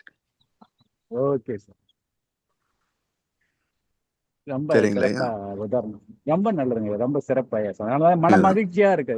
நீங்க அந்த மகான் கொடுத்தது அந்த கர்ம வினையை குறைக்கிறதுக்கு எப்படி அவர் சொன்னாருன்னு நம்ம அடிப்பட்டு உதைப்பட்டு அதை நம்மள திருத்துதுக்குள்ள அந்த அவ்வளவுதான் நம்ம புரிஞ்சுக்க முடியுதுங்க ஐயா. ரொம்ப என்ன மகான் எந்த அளவுக்கு கஷ்டப்பட்டு கொடுத்துருக்காருன்னு இப்பதான் ரொம்ப நல்லா நீங்க அதுவும் வந்து நீங்க ஆழ்ந்து ஒவ்வொரு கருத்து சொல்லக்குள்ள ரொம்ப நெசத்தமா நல்லா இருக்கு ஐயா, மகிழ்ச்சியா இருக்கு ஐயா. அதுக்குதான் அனுபவங்கள் சீனியாரிட்டி வர வர ஏன் நமக்கு அனுபவங்கள் கூட கூடத்தான் தத்துவங்கள் தெளிவா இருக்கும். நிறைய உரைய கேட்கலையும் ஒவ்வொரு கருத்துக்கள் நம்மளுக்கு மனசுல அப்படியே பதியுது ஐயா. நம்ம என்ன நான் தவம் பண்ணிட்டு வரோம், என்ன அவர் சொல்லக்குள்ள டக்குன்னு பிடிக்க முடியுதுங்க ஐயா. ரொம்ப நல்லா எந்த அளவுக்கு கொடுத்துருக்காருன்னா எவ்வளவு கோடி அந்த மக்களுக்கு வந்து மகிழ்ச்சிய மன மகிழ்ச்சியும் அந்த குடும்பத்துல இன்னல்கள் இருந்து பிரியறதுக்கு நல்லா கொடுத்துருக்காரு ஐயா. எதுவும் ஹாஸ்பிட்டல்ல எவ்வளவு செலவுங்கள், எளிமையான உடற்பயிற்சி, எளிமையான நம்ம மக்கள் புரிஞ்சுற அளவுக்கு கொடுத்துருக்காரு. மிக்க மகிழ்ச்சி ஐயா, ரொம்ப சிறப்பா சொன்னீங்க அந்த 6வது அறிவு. ரொம்ப மன நிறைவா இருக்கு. நன்றி நன்றி ஐயா, வாழ்க முடன். மிக்க நன்றிகள் செவ்விளையா. அடுத்து தானே ஐயாவா? கேட்கலாமா? ஓ கேக்குது ஐயா, கேக்குது. ரைட். இதுல வந்து ஒரு இன்னொரு கருத்து பாடுற வேண்டும் என்று சொல்லி சொன்னால், சர்வமாமா இருக்கிறா, ஜன ஐயா இருக்கிறார் என்று சொல்லி சொன்னால், சர்வமாமா வந்து ஜன ஐயாவுக்கு ஒரு மெசேஜ் ஒன்று அனுப்பியிருந்தவர்.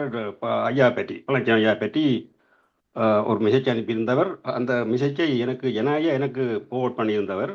அதை பற்றி தான் நான் ஒரு சின்ன ஒரு விஷயம் சொல்ல வேண்டும் என்று சொல்லி சொன்னால், என்னென்னு சொன்னால், இந்த ஐயா பற்றி அறிமுகம் செய்யும் பொழுது எனக்கு என்னென்னு சொன்னால், அதான் இந்த ஆகம பிரமாணம், இந்த பிரமாணத்தை பற்றி கேட்டினான். அப்போ அந்த காட்சி பிரமாணத்திலும் அனுமான பிரமாணத்திலும் போகிறது பார்க்க ஐயாவை பற்றி ஆகம பிரமாணத்துக்காகவே ஐயா கண்டுபிடிக்கணும்னு சொல்லி அப்படி ஒரு சிந்தனை ஒன்று எனக்கு இருந்தது.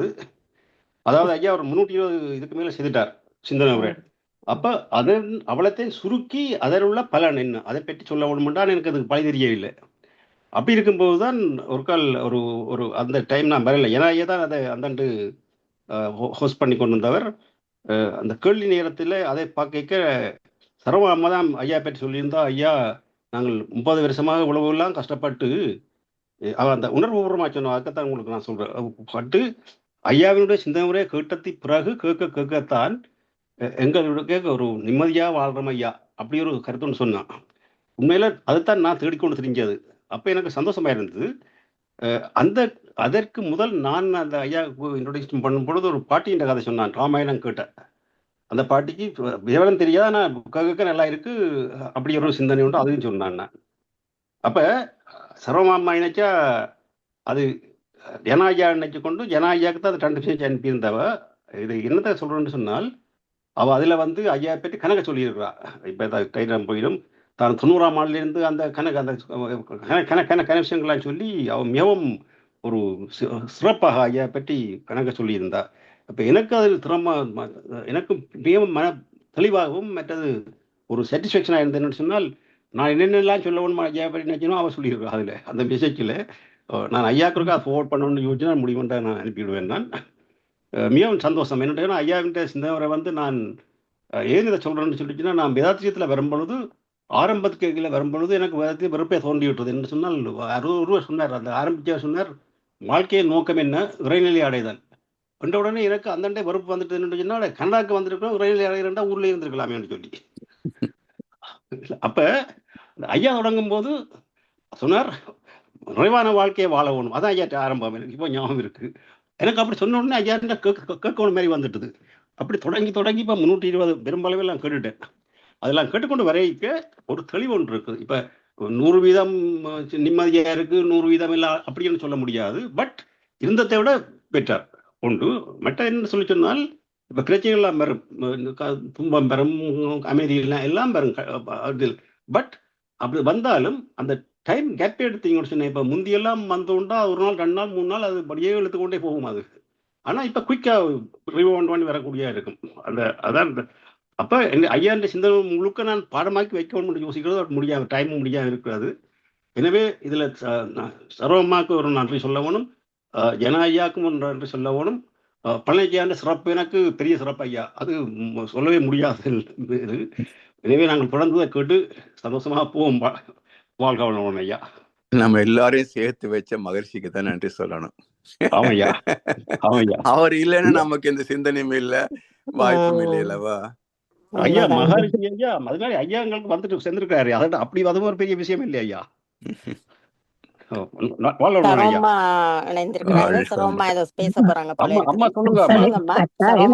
சில வரிகள் கட்டாயம் சொல்லணும்.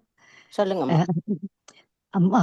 இன்னைக்கு இந்த சங்கத்துல சேர்ந்திருக்க அத்தனை பேருக்கும் யாராவது எழும்பி வந்து புலம்பி ஐயா கிட்ட அவங்க வாழ்க்கையில உள்ள குறைகளை சொல்றத மறந்து ஐயாவுடைய வார்த்தைகளாலையும் இங்க கேள்வி கேட்கிறவங்களும் அந்த கேள்விக்கு ஐயா சொல்ற பதில்களும் மேலும் மேலும் தெளிவை கொடுக்குது.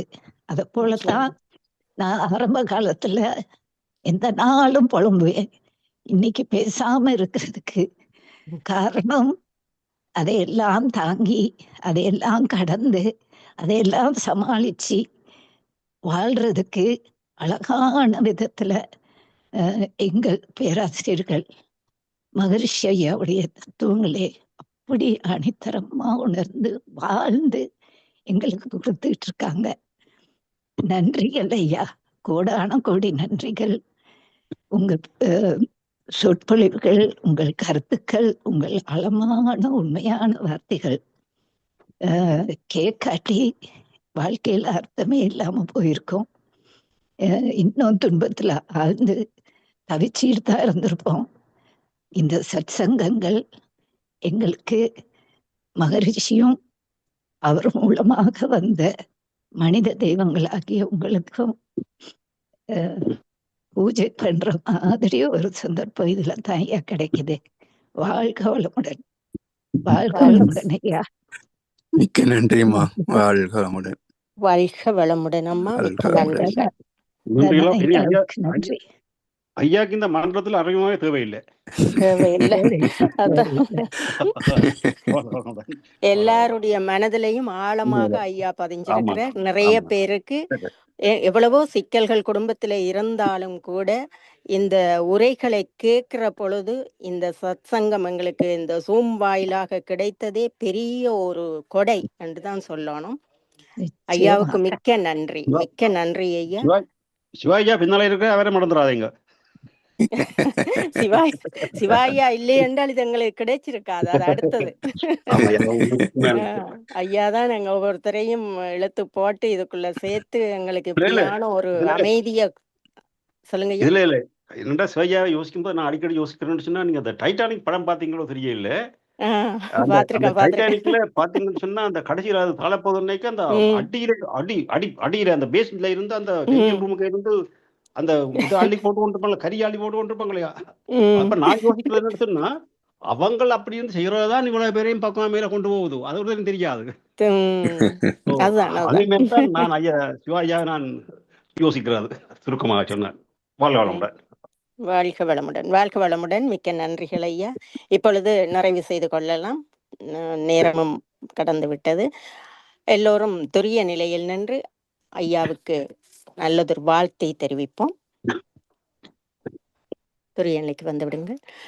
இன்று நமக்கு சிறப்பான சிந்தனையை வழங்கிய முதுநிலை பேராசிரியர் பழனிசாமி ஐயா அவர்களை எல்லோரும் இணைந்து வாழ்த்துவோம். முதுநிலை பேராசிரியர் பழனிசாமி ஐயா அவர்கள் அவர்களுடைய உடல் நலம், மனவளம், பொருளாதார வளம், ஐயா அவர்களுடைய அன்பு குடும்பம், பழனிசாமி ஐயா அவர்களுடைய வேதாத்திரிய தொண்டு இன்னும் மென்மேலும் சிறந்து ஓங்க